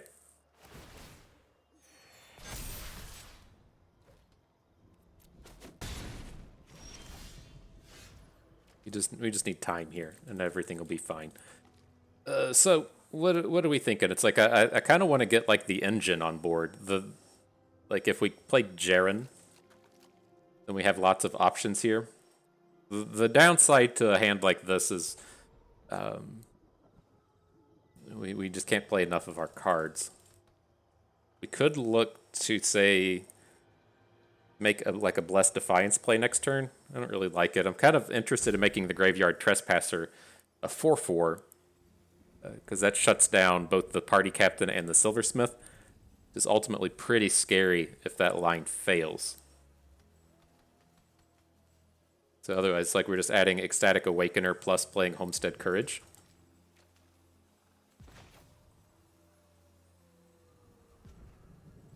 Feels like one of the safer plays we could make.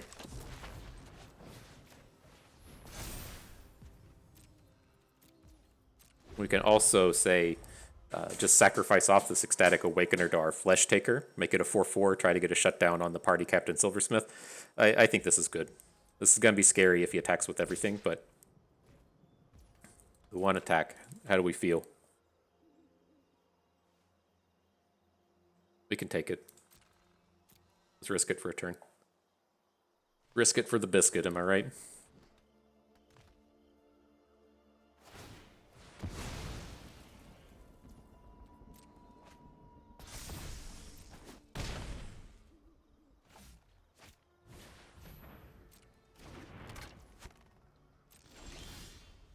Land, beautiful.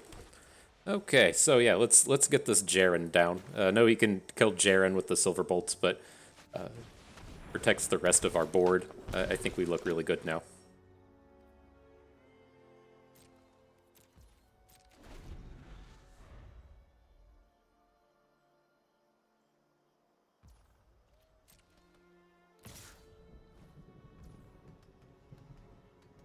We ever just dump off this Graveyard Trespasser?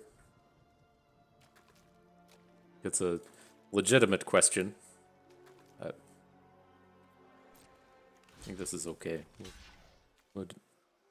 Well, I mean, I kind of, like, I don't want to take the damage. But how do we feel about just throwing like a human token in front of this?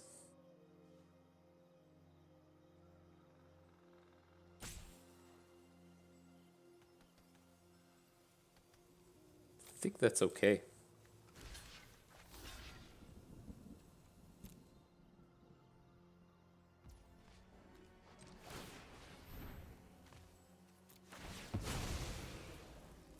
get ourselves to 13 and flip this Jaren. We can realistically do it this game.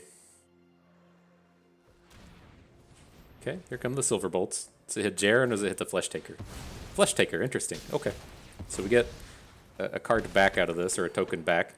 Don't think we want the Vengeful Strangler here. We don't have any way to sacrifice it. Well, we could sack it to the Awakener, but that takes too many turns.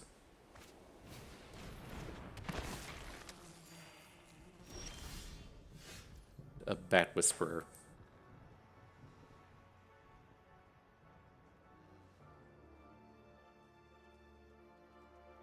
Don't like it. I'd like to get the land on board, or like try to draw land, but I'm feeling like what happens if we just pass and try to get the Trespasser going? That doesn't seem very good. Let's level you up.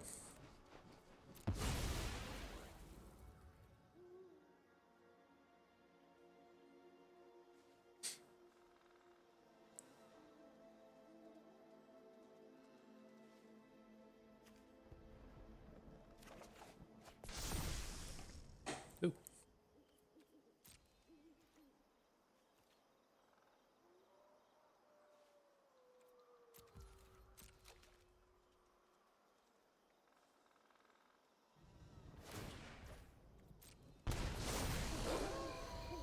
It's nightfall. We can make a more, reasonable attack with this Graveyard Glutton now that it's night. Well, we're not going to attack into Hobbling Zombies with it, but the options are there. Opponent's down to one card. We can get this Liesa on board. I'll feel pretty good about this. Not yet. Not yet. So we need to do something, or the Siege Zombie's going to run over us. I mean, we have a lot of time in terms of being able to use Jaren and using the Defiance thing. You just add Flesh Taker.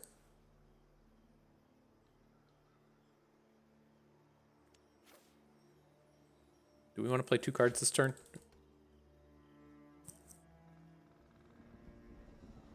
Like, we don't have any really good sacrifice targets to this Jaren.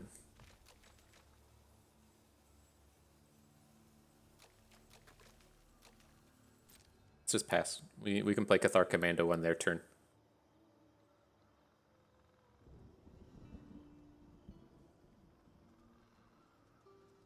But we're gonna have to get like something in soon. Or we're just gonna get Siege Zombied out.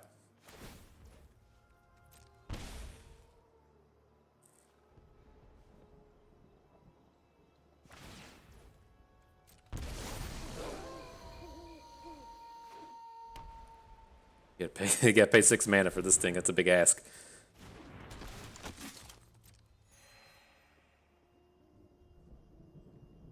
Let's say he's just attacking with the Phantom if he's already playing his units.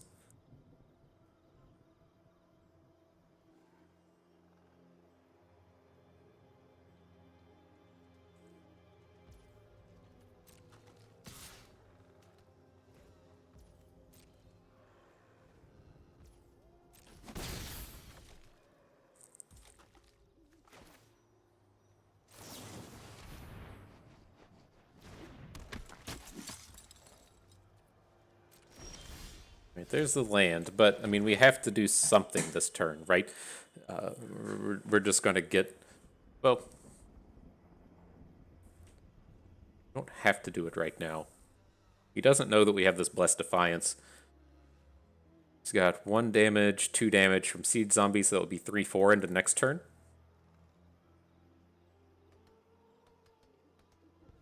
I think we're just adding Bat Whisper and going to try to get him with the Blessed Defiance. I think this is okay.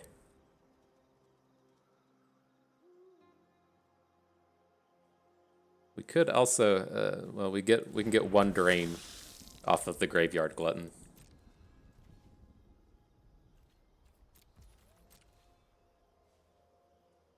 But okay, we most definitely have to do something on our next attack, though. Ooh. But I think this kind of, makes it look like the guy should be like, oh yeah, we can attack with everything here, and then we get to gain 7 off of a Graveyard Glutton lifelink attack. Like that's the idea. Is his board is kind of like scary enough and we're low enough to where he might be able to get an attack and kill us. That's what we got to kind of hope for here. Because our blocks are fantastic. We would just pretty much end the game. It probably looks too greedy for him to come in and make a play like that. But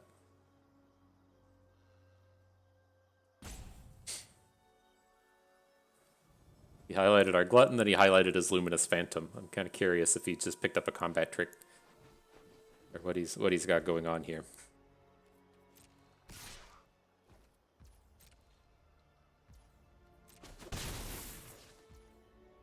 Are you a human? No. Okay. Blessed Defiance number 2.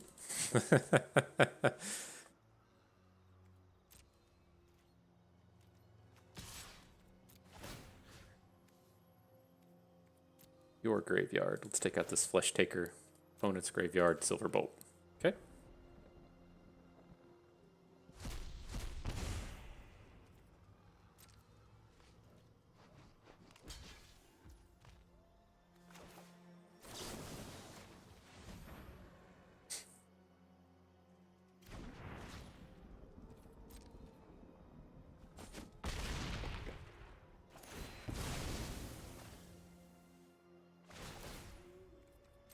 Okay, so that certainly gives us a bit of wiggle room here.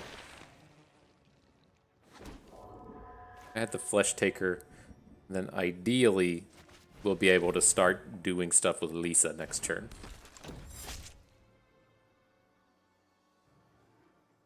Like we could make big engine plays with this Liesa if we draw mana and can do some sacrifice effects and stuff. Because the big thing we kind of need here is a human that we can keep life-linking and attacking with, which we can do with the Flesh Taker. I think he's a human, right? So if we sacrifice off a Cathar Commando, it makes a human. We can make the Flesh Taker have lifelink from Jaren. Like, we can make these big engine-y type plays. We just need the mana and Liesa. And we're pretty close to getting to that. You know, at the 50-50 point of drawing land from this point forward. And so, like every land draw at this stage of the game is good, assuming we can keep these engine cards on the board: the Flesh Taker, the Jaren, and the Liesa.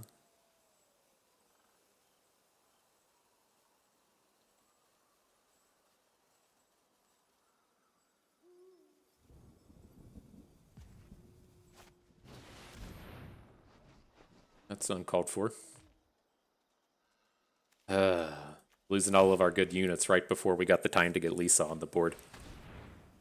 That's painful. That's what's going to be takes us out of this game. No attacks though.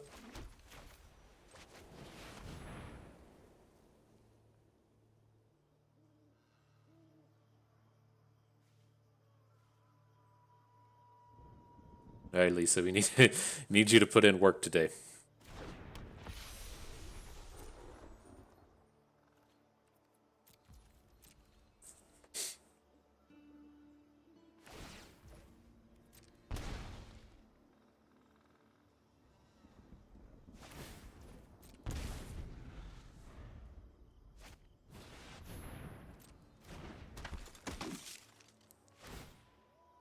Who does he deem worthy?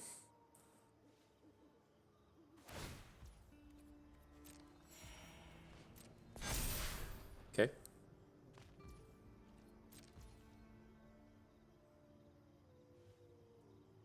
Let's see. Let me make sure we aren't messing this up. Whenever a non-token creature you control dies, return it to the owner's hand at the beginning of the next end step. Do we need to do this in his main phase? I'm going to go ahead and start doing this, but we'll use this as a learning moment, I guess. At least the Cathar Commando has flash.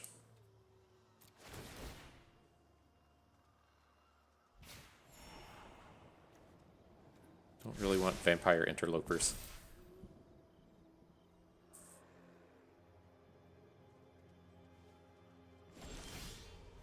Okay, so we're gonna have to put that stop at. I don't want to do it in combat. How do I stop in their main? Stop on an opponent's second main. Okay.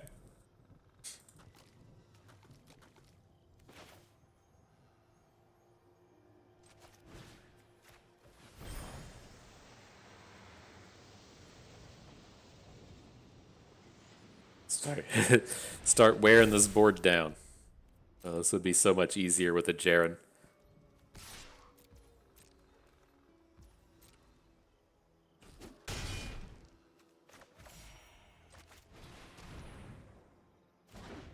Okay, so we'll get the Cathar Commando back now. It's not, it wasn't horrible here in terms of, it has flash, so we can still get it down on our opponent's turn, but we definitely want it back in our hand going into their end step. But it does leave you open to plays to where you can try and get it back in their second main, and then they have, the timing to play a sorcery or something. Kind of whatever. I think it's okay.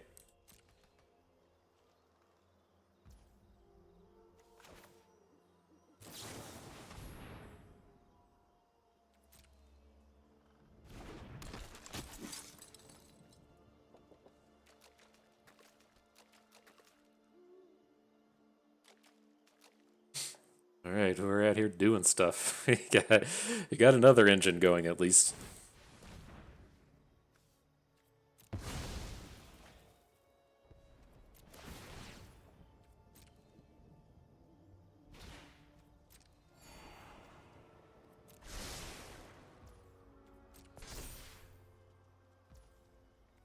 All right, to end. Now we get the Cathar Commando back on his turn.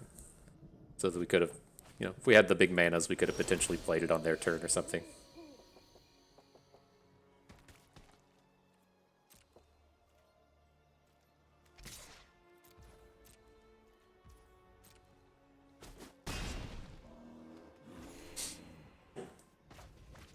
Let's add the Silver Bolt. I think the way that we're going to want to start looking at this is perhaps we should be trying to sacrifice off this Bat Whisperer if we're going to get in attacks with Liesa. It's very expensive to try and do that, but it could, we should be at least getting a unit out of each cycle.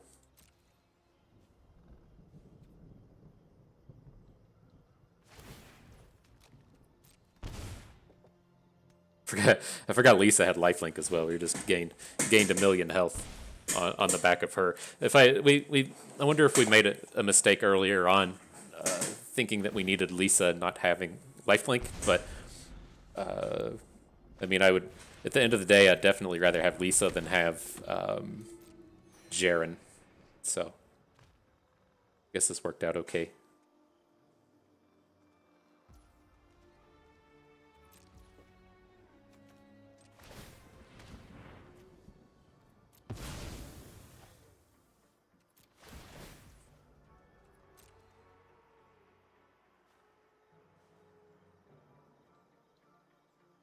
Alright, so I'm going to do this one in the second main. I'm going to play... This is the... what do you call it? This was the Vampire. I'm also going to just go ahead and play the Cathar Commando in the second main as well. And then we'll get the Cathar Commando back in our hand. And then we can still replay it.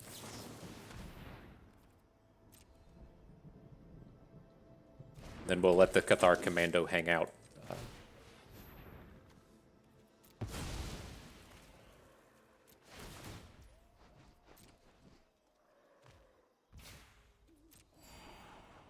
Bereaved Survivor, you're just never attacking. To end, we get both of our units back. We'll play the Cathar Commando. And then we're going to look to get the Bat Whisperer down on our turn, potentially start getting the tokens. He doesn't seem real interested in blocking Liesa with the Luminous Phantom, so we might get something.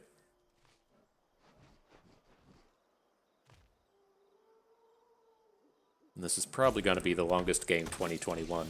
So if you keep an eye on your watch.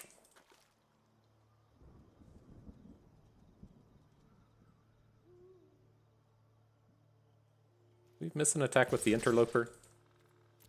I don't think we attacked with the Interloper last turn. You should be getting in there.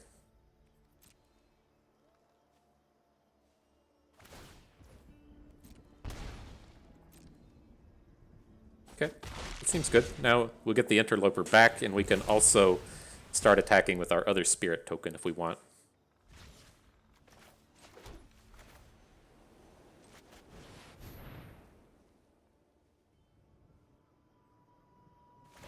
Might have turned the corner in this one.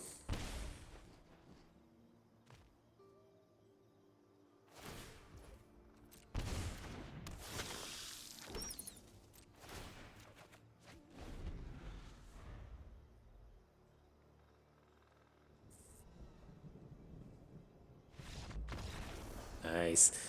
Gave up on it. It's not going to be the longest one, 2021. Ooh, that's good stuff. Good stuff.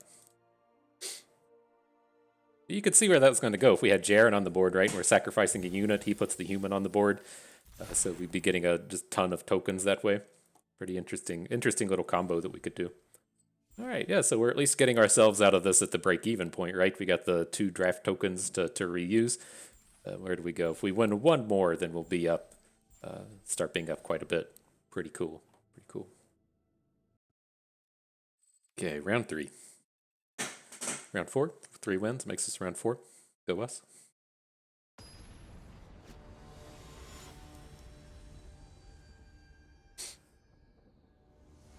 Okay. You will take the play. Not a very good hand, but I mean, if we draw like 1 unit, it might be serviceable. This is one of the sketchier keeps we're gonna make on the day. I feel better. I feel better with more interlopers. Like if we double interloper and then just start no way outing their hand, I could see that being cool. And then the no way outs should actually be pretty good against the Thermo Alchemist deck if we're able to ace their engine from their hand engine from fueling these alchemists.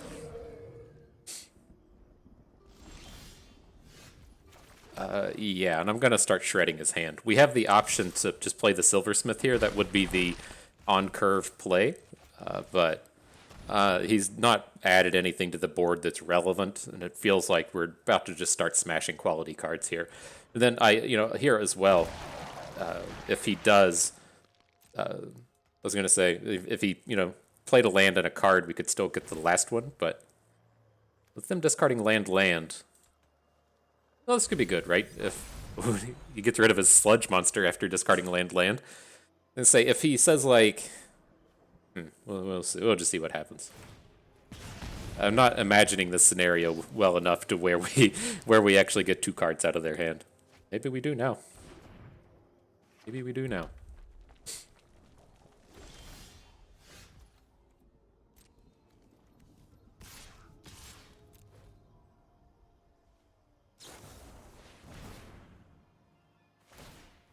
Oh, the observer was like, where the hell did you get a blue mana from? Okay. That's fine.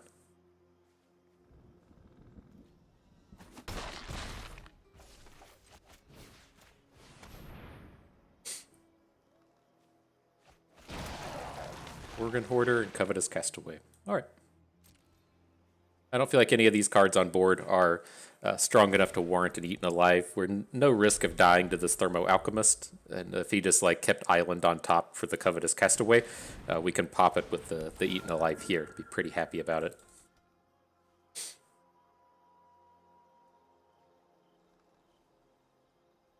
Sludge Monster, Organ Hoarder, and Startle. All back in the deck.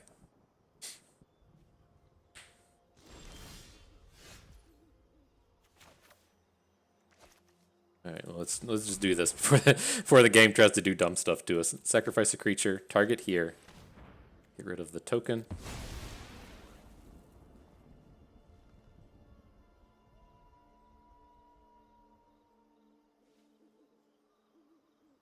And if he does, like, I was gonna say, you could tap his stuff weird enough to where we may actually get an attack in here. I'm going to assume that we're just not going to get that attack frequently, but could happen.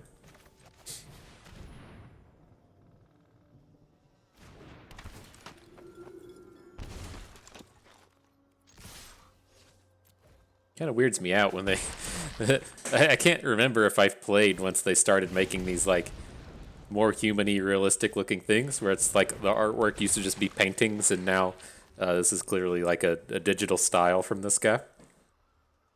He's not used to these things looking so human realistic. Weird. Okay, interloper number 3. I think I'm about that. Seems better than playing the silversmith.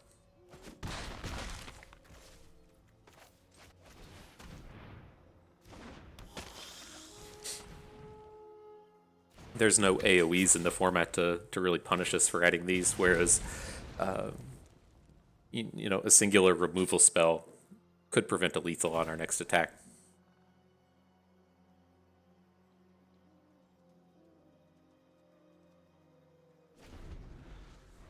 And he keeps it, so whatever he had on top could be good enough to end it. He would need the shock, whatever the shock is called in this format. He might just be doing this to see if we play any additional cards, but I'll show him. We got a silversmith in deck today.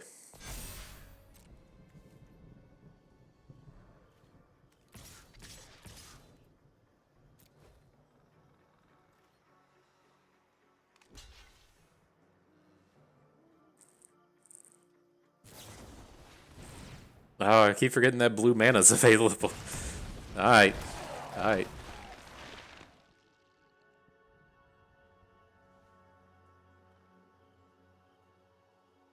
So I think we're safe. We have a bunch of blockers for next turn. We'll actually even pick up another blocker once this interloper trades.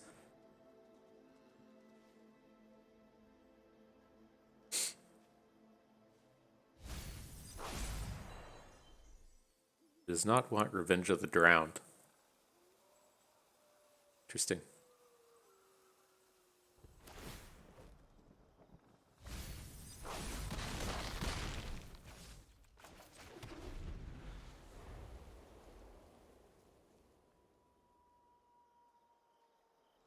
Why don't we get a token? Another oh, it's another human that dies, not a vampire. Okay. Whoops. Whoopsies. Okay. So what do we think about the blue-red deck and ways to combat that? I don't think I want Thraben Exorcism. It's not too great here. I'm not particularly interested in these 2-attack ground units either. I think we kind of need to upgrade to the likes of Arrogant Outlaws and Bat Whisperers, because it's going to be too easy for them to have a Larder Zombie or a Thermo Alchemist on the board and just shut down our early plays. So that's initially what I want to be looking for here. So it's like I'm kind of thinking of taking out this Gavany Silversmith. We're going to be on the draw, so I kind of want to take out the No Way Outs as well. Jaren is probably strong enough to keep. I think we can get rid of Bereaved Survivor. Doesn't seem really strong in this match. 2 No Way Outs, Gavany Silversmith. Adding in... Oh, we could probably keep Rotten Reunion in this match. I wonder... It's just like, I suspect that like the blue-red deck will typically have some of the flashback cards. We didn't see any flashback cards that game, but they usually have something. So let's pull out the Rotten Reunion for now, and maybe we'll come back to it. I want to hang on to the Blessed Defiance. I'm actually thinking of adding the other one back in. Just the lifelinks are fine. These spirit tokens seem to be like the way that we're going to be getting, damages in. We're looking to, if we can't count on our ground-based units to deal damage, we might need our flyers to do it. Oh, here's a Blood Thief as well. So let's see. Yeah, the Blessed Defiance can come in. Maybe we'll add back the Silversmith, but I plan on adding in both Bat Whisperers. So the Bat Whisperer can come in, both Outlaws, and then that leaves us with one card left. So I think I want the Rotten Reunion. It's not as good here, though. It kind of like declines in value once we've... once we have... I think we want Hobbling Zombie. Kind of starts to decline in value once we don't have this like go wide token generation with our discard spells. But no, Hobbling Zombie seems fine. That's another unit that can attack into a larder zombie and get the better end of the deal. Okay, well, we can't keep that one. This one's got to go. Just does not do anything. Little bit better. Then, do we even want to like keep a Flesh Taker here? I think at this stage we can probably just get rid of the combat trick, but there's a good chance it doesn't get to do much in the early game.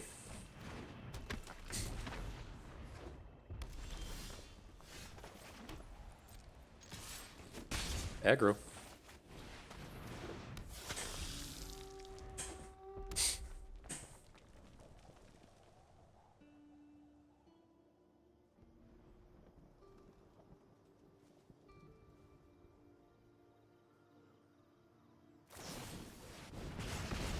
Okay, interesting. So does he think he can handle our vampire interloper? Is that what just happened?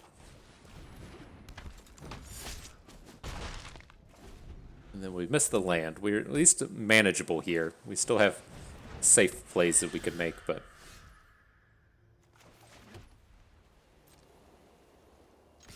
definitely like to hit a land. And we did, so we can trade, and then we can ace the flashback out of his graveyard with the Trespasser.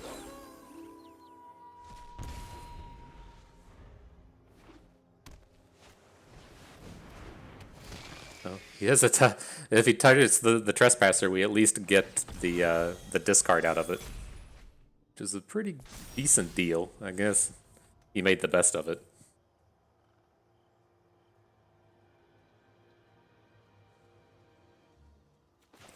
I think we're here.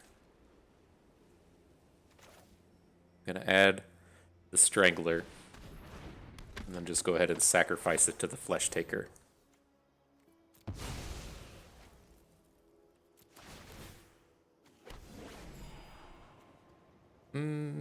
Interloper, I think your time is probably gone. He's gonna get this 3/4 flying on the board, and we just don't have an answer to it.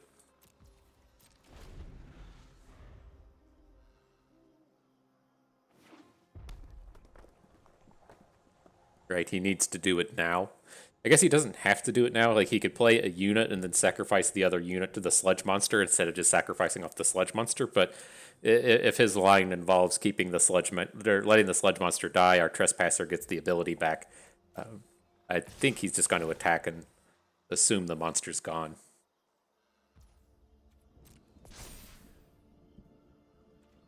Shuffle it back in the old deck with the with the Castigator. Oh. Plays I did not expect to see for 200. Okay.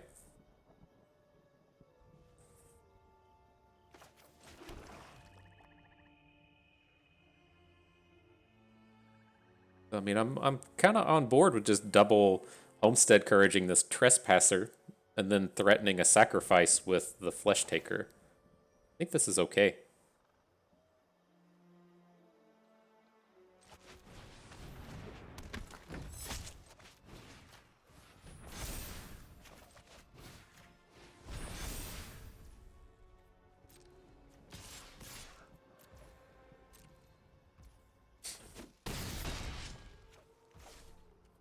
Right, he has a really tough time trying to lethal us next turn. And kind of again, if he wants to play the Trespasser, he has the mana now to give the Brigand the first strike, but I mean, this attack does not seem safe.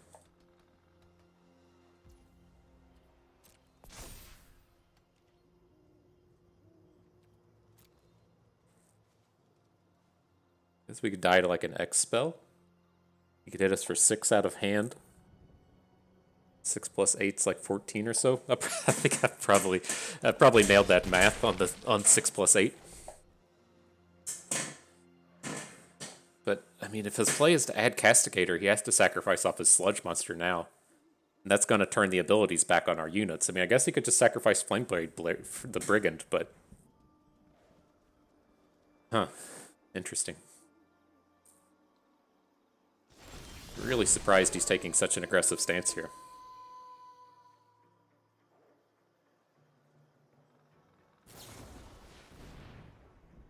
That just gets, oh, okay. It's like, that just gets counterspelled. What are you doing? All right.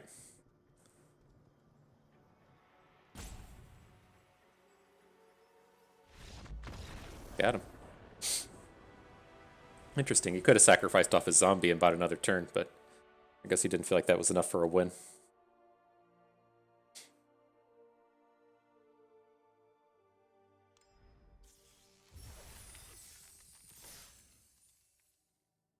All right, where are we at now? 4 wins. Ooh, 3 drafts. That 1500 gems in the positive. Whoop whoop.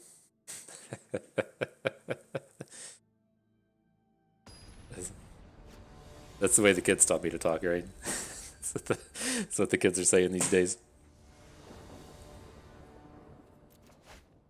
Okay, so what do we got here? This looks reasonable. It's got a curve and some stuff to do. Has the bereaved survivor combo in it, where we can sacrifice the commando, flip the survivor, then get the commando back. Lots of early game stuff we can do here, and then also has the no way out to pressure their hand if needed.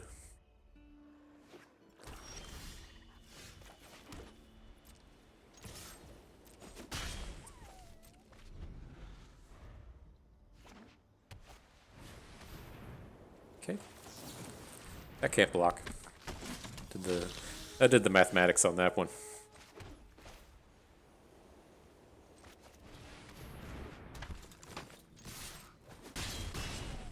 So yeah, I mean, with lots of big plays we can do next turn. We can even just sacrifice the Cathar Commando to the Eaten Alive, kill their only unit, and then bring the Cathar Commando back on our attack. Loads of stuff we can do. He's highlighted as Survivor. Looks like it's probably going to get killed, but... Okay, okay. Is it worth it Eaten Alive, though? Probably. Probably. Because then we still have the ability to, like, sacrifice this Cathar Commando next turn to our Ecstatic Awakener. So much we got going on here. Sacrifice a creature, target the Socialite, sacrifice the Commando.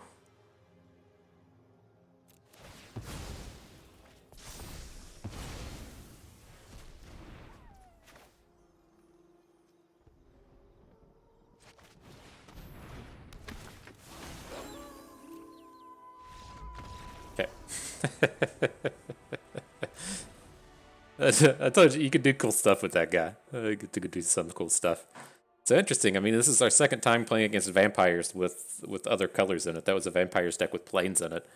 I'm curious if that will be like just some of the Boros removal spells. But, you know, against vampires and being on the draw again, we don't want these no way outs. I don't think we want the Blood Thief. Maybe it's just here. We're never editing our deck in the middle, apparently. We can remove a Rotten Reunion for the moment. It might make its way back in. And then how do we feel about the rest of these? I think I like this. And then against these decks, I did like the Blessed Defiance. I like Morning Patrol here. It plays very well against zombies. Then we're looking at Arrogant Outlaws or Bat Whisperers. Where do we stand on these? Blessed Defiance, that all stays. Commandos and Squad all stays. We look to remove the Bereaved Survivor. I know we just had a big game with the Survivor there, but that's going to be kind of few and far between, being able to pull off those big plays like that. So I think I want the 2 Outlaws and then 1 Bat Whisperer. The way outs. Yeah, I like it.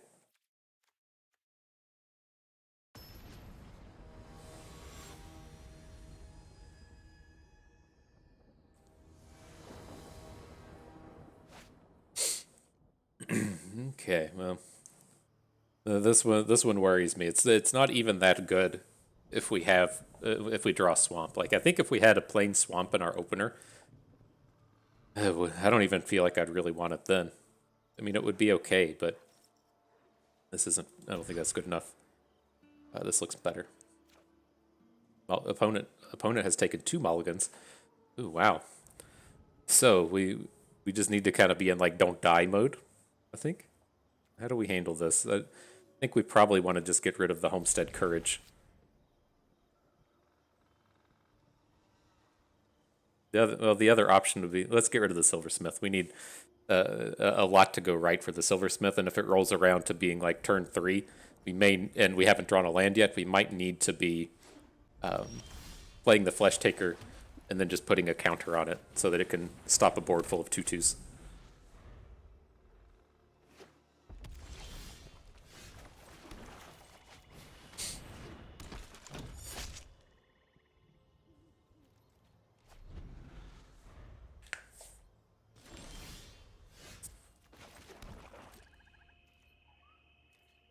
Alright, well, opponent mulligan to 5 and looks like it's hurting.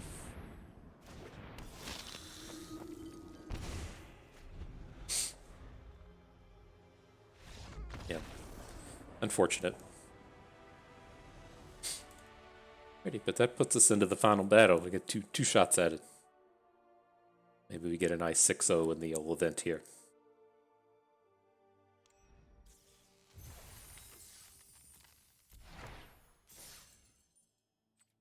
Right, 5. Tons of packs, Jesus. 20 packs feels like a lot. Is it? I mean, for us at this point, that's what, like 400 gems is essentially what that would turn itself into. I mean, there would be an epic or a wild card in the mix or something, but we've already got all the rares out of this set, so they just turn into gems. I'm not sure if the mythic. I'm sure the mythics do that as well, but. All right, so again, yeah, I don't like these 5 landers. It's a potential. Like some of these cards are kind of strong enough to consider it, but I think it's just a little bit too sketchy. Much better, much better. With this, I'm actually gonna. Do we want to send away the interloper? I mean, we're on the draw, so we're gonna be on the back foot a little bit. We're just gonna be, behind by design. If maybe we just get rid of Flesh Taker. We're looking at like an interloper. It may be double interloper into trespasser or interloper trespasser play. I mean, we could arguably just throw away the land, but that feels a little greedy. Okay.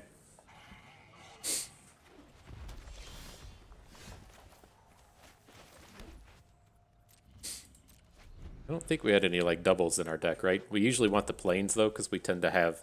Well, there's the double in Liesa, but we have like the flashback spell.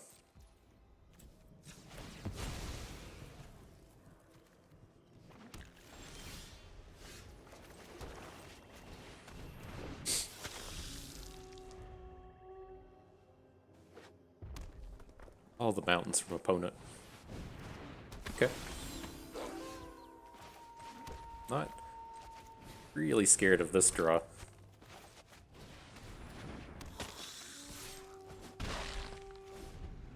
Get him. There's triple interlopers out there. This might actually flip if they've kept an all mountain hand without a way to do anything. Slightly scary. Our trespasser will be bigger than the infiltrator, though. And I thought that said they put 2 on top. Granted, I wasn't paying ultimate amounts of attention, but I think that's what it said.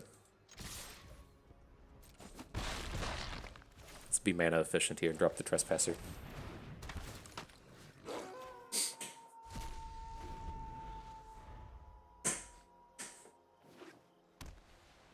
There's the planes.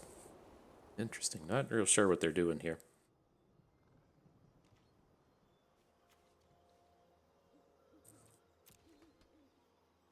And they're playing Boros is what they're doing. Okay, this is aggressive. We have a unit that both stops the trespasser. No play.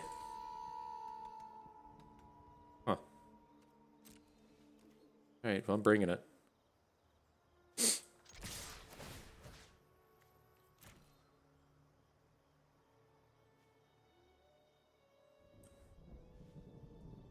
Interesting.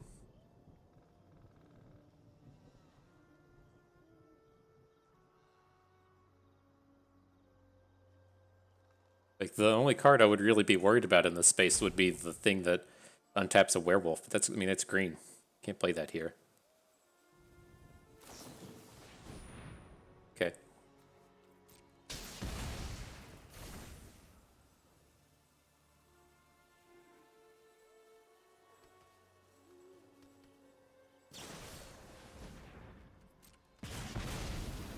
All right. I think we can take this. We can take one more hit from this. I think it's okay. This looks like a time for a no way out. Probably get 2 spells here the majority of the time.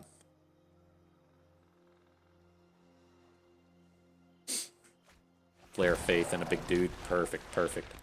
So we'll get some drains out of the glutton if we need to. We can perhaps double unit next turn. We got a lot going on here now. We can make the big tempo plays, like if he drops another werewolf and we can silverbolt it. Like there's lots of things here that look good.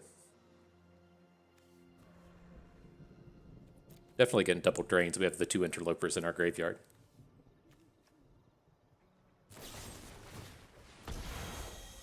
Ah, that sucks.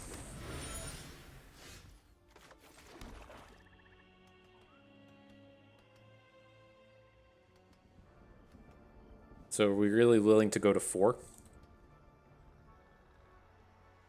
That seems a little sketchy. Let's just...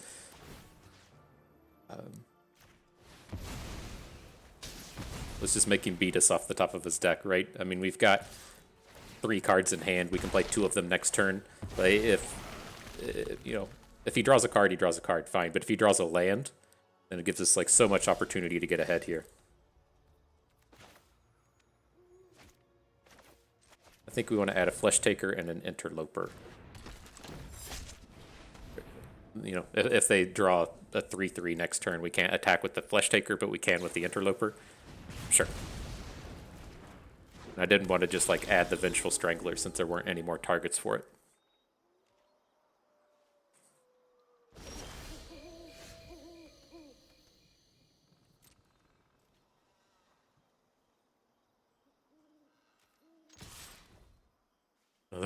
Another burn spell.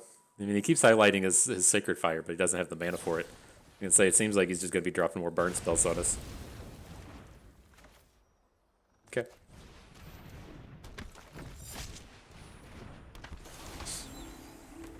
I'm gonna want to do it like this. I want to maybe get a surprise Dualcraft Trainer that we can kill him with. Didn't happen.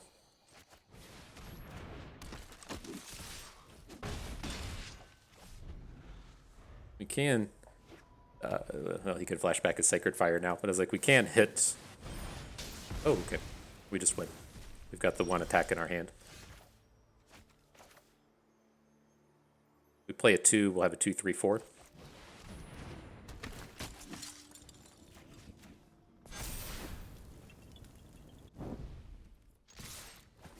Okay, so interesting. This Boros, but just kind of like a burn deck, right? So I'm looking at in this. I don't think this is really aggressive. I think this is a place where we'll have reasonable usage for this no way out. So I think that can stay. I'm looking to bring in the Blessed Defiance. May want to keep the 1 Rotten Reunion, but I definitely want the 2 Outlaws. They have the gain health kind of thing, and then I want to have just kind of like grindy kind of cards. I think I like the idea of these Bat Whisperers. So it's like I'm kind of looking at taking out the Silversmith, the Bloodkirk thing. Brief Survivor probably goes. On the draw, maybe we take out 1 No Way Out. Again, like I think that he's going to be pretty dirtily, and we'll get the opportunities to play this as they just sit around and hold their removal spells in the late game. And then maybe we do take out this Rotten Reunion. The only flashback card we saw was the Sacred Fire. I just assume that if you're making it to the 6-win stage with Boros, you've got like 4 Sacred Fires in your deck. So it's like I feel like we'll probably get a target for it, but maybe we'll think of bringing that back in game 3. We still have the things like the Graveyard Trespasser to mess with their graveyard a little bit, but I don't think it might be a little bit over the edge to keep that in the main. Yeah, I like this. I like what's happening here. We could even look to take out like Homestead Courage in this match, but I think that's good. I like bringing in the life gain in the vampires and in the combat trick, and then the more grindy cards in the vampires that generate bats. I think we're seeing Boros and you expect these to be really aggressive, but I like in my experience with these burn decks, you have kind of like 2 angles. You can like try to Festival Crash somebody, and so you're trying to use the white card that flashes back to put counters on dudes, and you're using Like, he played Pax Betrayal, right? I have to imagine that this is the likes of a Festival Crasher deck. So yeah, looks good. He mulliganed to 6.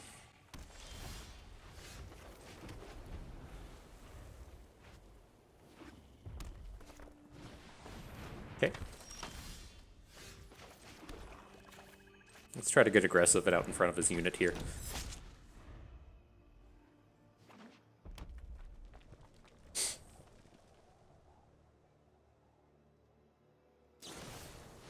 Sure.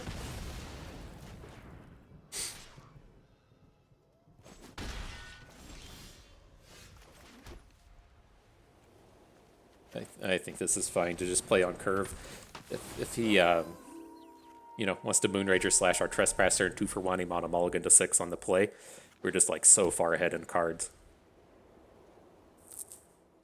The attacks will take it. I don't want to just lose our Trespasser to a Flare of Faith.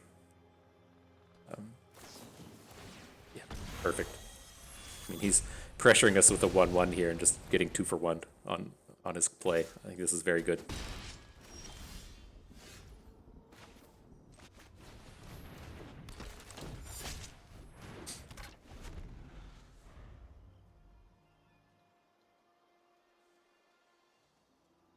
Just need the time. Need the time.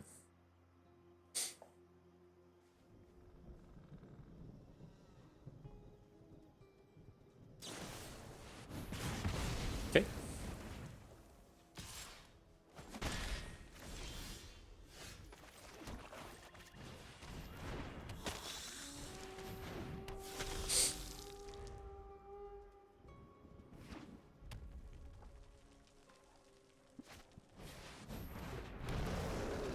Gets back a Moonrager Slasher.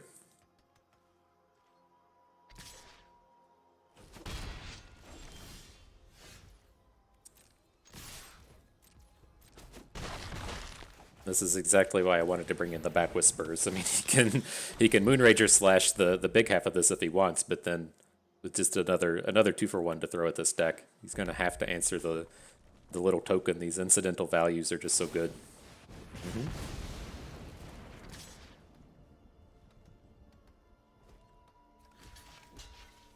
Got yourself a 2/2 unruly mob. And Liesa against an empty hand. So he's going to need something real choice to get himself out of this one.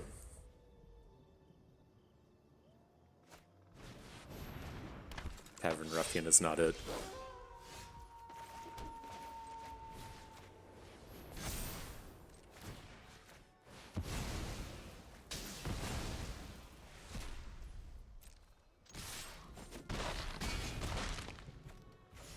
Okay, so yeah, he's gonna need quite a bit. I think we got it.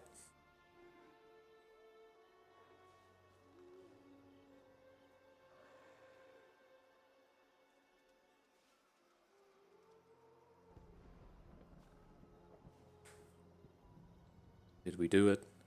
Did we 6-0 the Innistrad event of the day?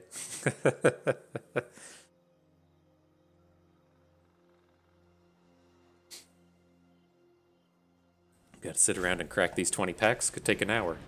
GG. We did it, guys. We did it. Even picked up the Blessed Defiance. Pad our health a little more. Good deal. Good deal. That went well. Glad we got Liesa in there right at the very end to help us take down the final game of the final battle. Coming in here. Collecting the spoils of war from our efforts. Very nice. But yeah, the six win effort. The 4 draft tokens, 20 packs. Nice little buy-ins for the next 4 drafts or so. So pretty cool. So yeah, let's get this draft pulled up. We'll talk about it a little bit more on the. I think we'll get to pull this up on the site. I'm not sure if these show up on untapped.gg, but we'll certainly find out. Okay, I found it. So here we go, pulling up the trophy in our run here. And so yeah, this is a deck I don't think I've put together a video on this style of deck. I know I've like talked about it in like offhand in a few of our drafts, but I don't think I've ever really pieced this together. It's a kind of like the typical idea that some of these things come about with is like this is a deck that I don't want to say it's went wrong, but this isn't really like your first choice of cards and your first choice of things to do when you're drafting white black. And so the way that you like typically end up in aggressive white black is you found yourself with some good white uncommons. Like you found some dualcraft trainers, you found some of the farmhand that draws a planes, you found some of the 3/3 that draws cards when day night flips. Like you've kind of like found this good core of white cards, but you need to find your second color, and black is just what's there.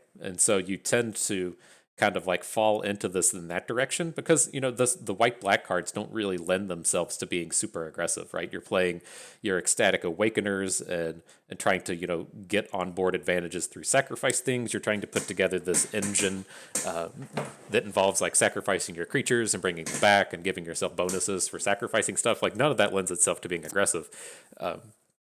Or you start like we did here with like Liesa, and it's like, okay, well, I'm playing white black. How do I make the best out of this? And that's how we kind of like get back into this position is, if the engine deck isn't here, the thing where we're sacrificing stuff and spreading out +1/+1 counters and drawing cards with the Orzhov 1/3 card drawer. Then like what do, right? And I found this aggressive deck to be pretty reasonable. And so the things that we're typically looking for, we're going to have the likes of Cathar Commandos. We typically want Candlegrove Witches. You're trying to get in there with the flyers between Candlegrove Witch and Vampire Interloper. But then you do have these other aggressive plays in the Ecstatic Awakener, Vengeful Stranglers, Flesh Takers. The black early plays aren't that great, but I mean there's still things like Siege Zombie that can come down and attack, and then maybe go to face once the board is stalled out. But you're just kind of taking like the dregs of the filler and trying to make the best of it in an aggressive fashion. And so I know we kind of like picked up on this early when it's like I could kind of see that this is where this was going in terms of we've got this Liesa. We probably really want to play white black. The blue seems super closed out, and I don't want to have to kind of go into three colors. There was nothing like really compelling to push us away from white black, but it was pretty obvious that the engine deck wasn't there, is what this rant is bringing itself along to. And that's how you end up with decks like this. We knew we wanted to be really aggressive in the early game, and then just perhaps close game out with our flyers. We kind of want to get some of these flyers incidentally, whether or not it's from Blessed Defiance or from the vampire that generates them. And then you have the Doom Beast. You Runeterra people know what Doom Beast is, but the magicians, that would be the vampire that drains for 2. And so you're just trying to assemble this collection of like really aggressive stuff, and then once your opponent's board's better than yours, you're hoping to just kind of like close out the game with either the big flyer in Liesa or with just your little tokeny flyers as a way to close it out. And that's what we assembled here. We had some luck come to us in terms of we got pretty deep without having any removal spells, and then we found a couple right at the end. But outside of that, I thought this went reasonably well. I think if we had viewed ourselves as being a engine deck, we would have been really challenged in terms of we had the activators and the 2 flesh takers, the ecstatic awakener, the 2 eaten alives, but we didn't have any of the payoff in the Odric's outriders or the card drawers. And so I'm glad with where we landed here. So yeah, that was good. We could talk about the draft. I think, does the draft really not show up in here? That's so weird. Why isn't the draft in here? Oh man, I'd have to go back to the video to pull the draft up. That's so strange to me. Why can you have drafts? We go back. Limited. Just if we push regular draft or traditional draft, they're not going to show back up. Oh, that's unfortunate.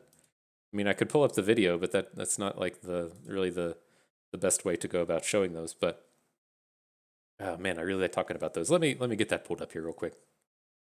Okay, so not the most appealing way to have to go about it, but I do want to get the draft pulled up here and talk about it a little bit more. Pardon the the clickiness here. It's a little bit more challenging for me to pull this through. But yeah, this was a very easy pack one in the Liesa.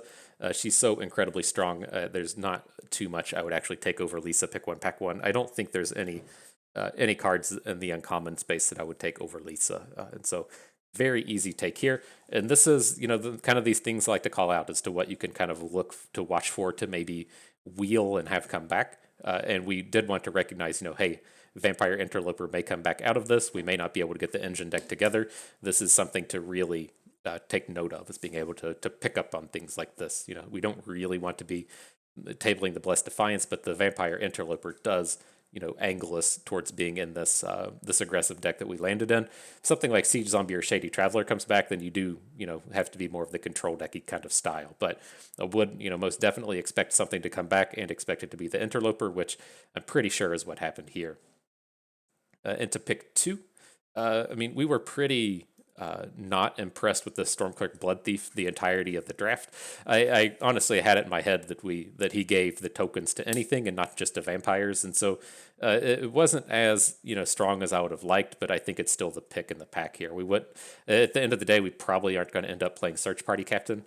He can be fine, but he doesn't seem like he's going to be stronger than many of the options that we have access to. And so if we didn't find the Duelcraft Trainer, then something like Search Party Captain probably would have made the cut. But I don't want to play a big stack of 4-drops, and it's tough for him to outdo the Duelcraft Trainer or the Gavany Silversmith. And so I think the Stormkirk Blood Thief is fine. You can look to wheel a Homestead Courage out of this pack. Not too much out of this one. Oh, it's going to be annoying. And then in pack 3, the Bereaved Survivor is fine. I'm pretty sure this is what we took. Just trying to make the best of what we have here with white-black. We're probably not going to table anything out of this one, but okay. And then we get the Gift and the Flesh Taker in pick 4. Very odd seeing Organ Hoarders, but I think it makes sense. And then another blue pack with the Patrician Geist. I'm glad we didn't pull the trigger on switching into blue, because we had the Organ Hoarder into Patrician Geist, but it's just an odd set of packs. I think I don't think we read into that one too much. And yeah, pretty straightforward from that point. We opened up Jaren. I know we see a pick 2 Flesh Taker in here, and it manages to wheel. We pick up the Vampire Interlopers. This is just kind of a struggle for me to click through and show, so I'm going to go ahead and stop there. But yeah, I mean, all in all, I thought that was a pretty interesting run. I'm not sure how these play out. I'll be honest with you. I think the level of quality of opponent that we just played in that event is lower than we typically play in Premier events, and so I don't know if it's just a function of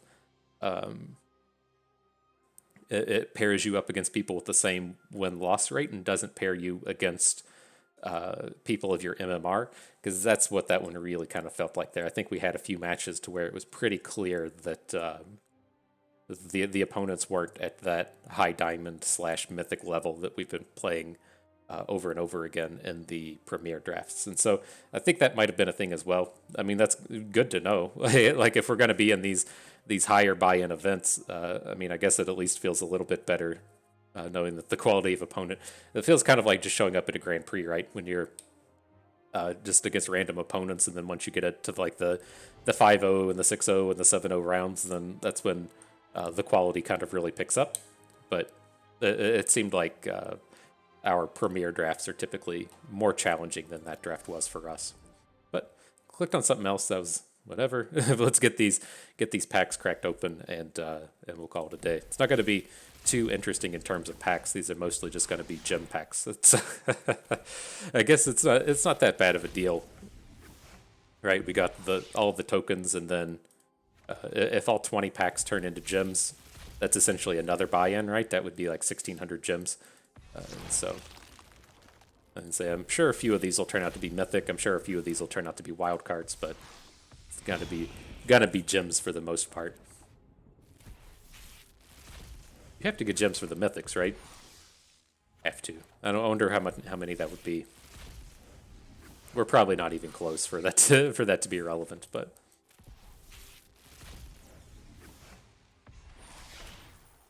Okay, gems. More gems. I really wish there were foils in here. That was the exciting thing to open up in packs whenever the premiums show up. The wild cards and stuff aren't that interesting to me. I want to get the super high rolls with the premium foils and expensive cards. Really surprised they don't just have like the foil borders for this stuff. Like, I get that the like the reskinned cards and the extended art cards are fancier looking, but I'm really a fan of just like the classic. You know, let's have this look like a normal card, but put the premium finish on it. It's not the way it is. Oh, I forgot there's the open 10 button on there. Let's get all of these at one time. Maybe we'll get 10 of the gem things on the board all at the same time. Nope. 3, 4, 5, 6, 7 gems, 1 wild card, 2 mythics. Not bad, not bad. I wonder, I mean, how close are we?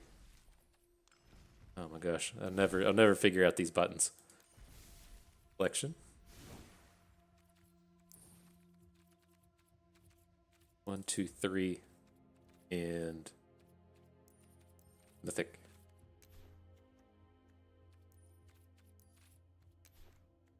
That's pretty close. There's just a handful, right? How many are we actually missing here? There's 1, 4, 5, 6, 7, 8, 9, 10, 11, 12, 15 mythics. If there's like 1 in 6 packs, that would be what? 15. Do figure math. 80? We need to open like 80 packs before we close out the set. I don't think we'll get over. Well, we might get that close. And say we'll probably do another. The new set comes out in less than a month, then we'll do about another 15, 20 drafts on video, maybe about 30 in total before we get there. And we might fill out the whole set. Anyways, we're just rambling and we're done, so we're gonna call it a day there. Hope you all learned how to be aggressive even when your Liesas don't call for it. Maybe learned a thing or two along the way and had a good time watching. This is Bust, and we thank you for being here.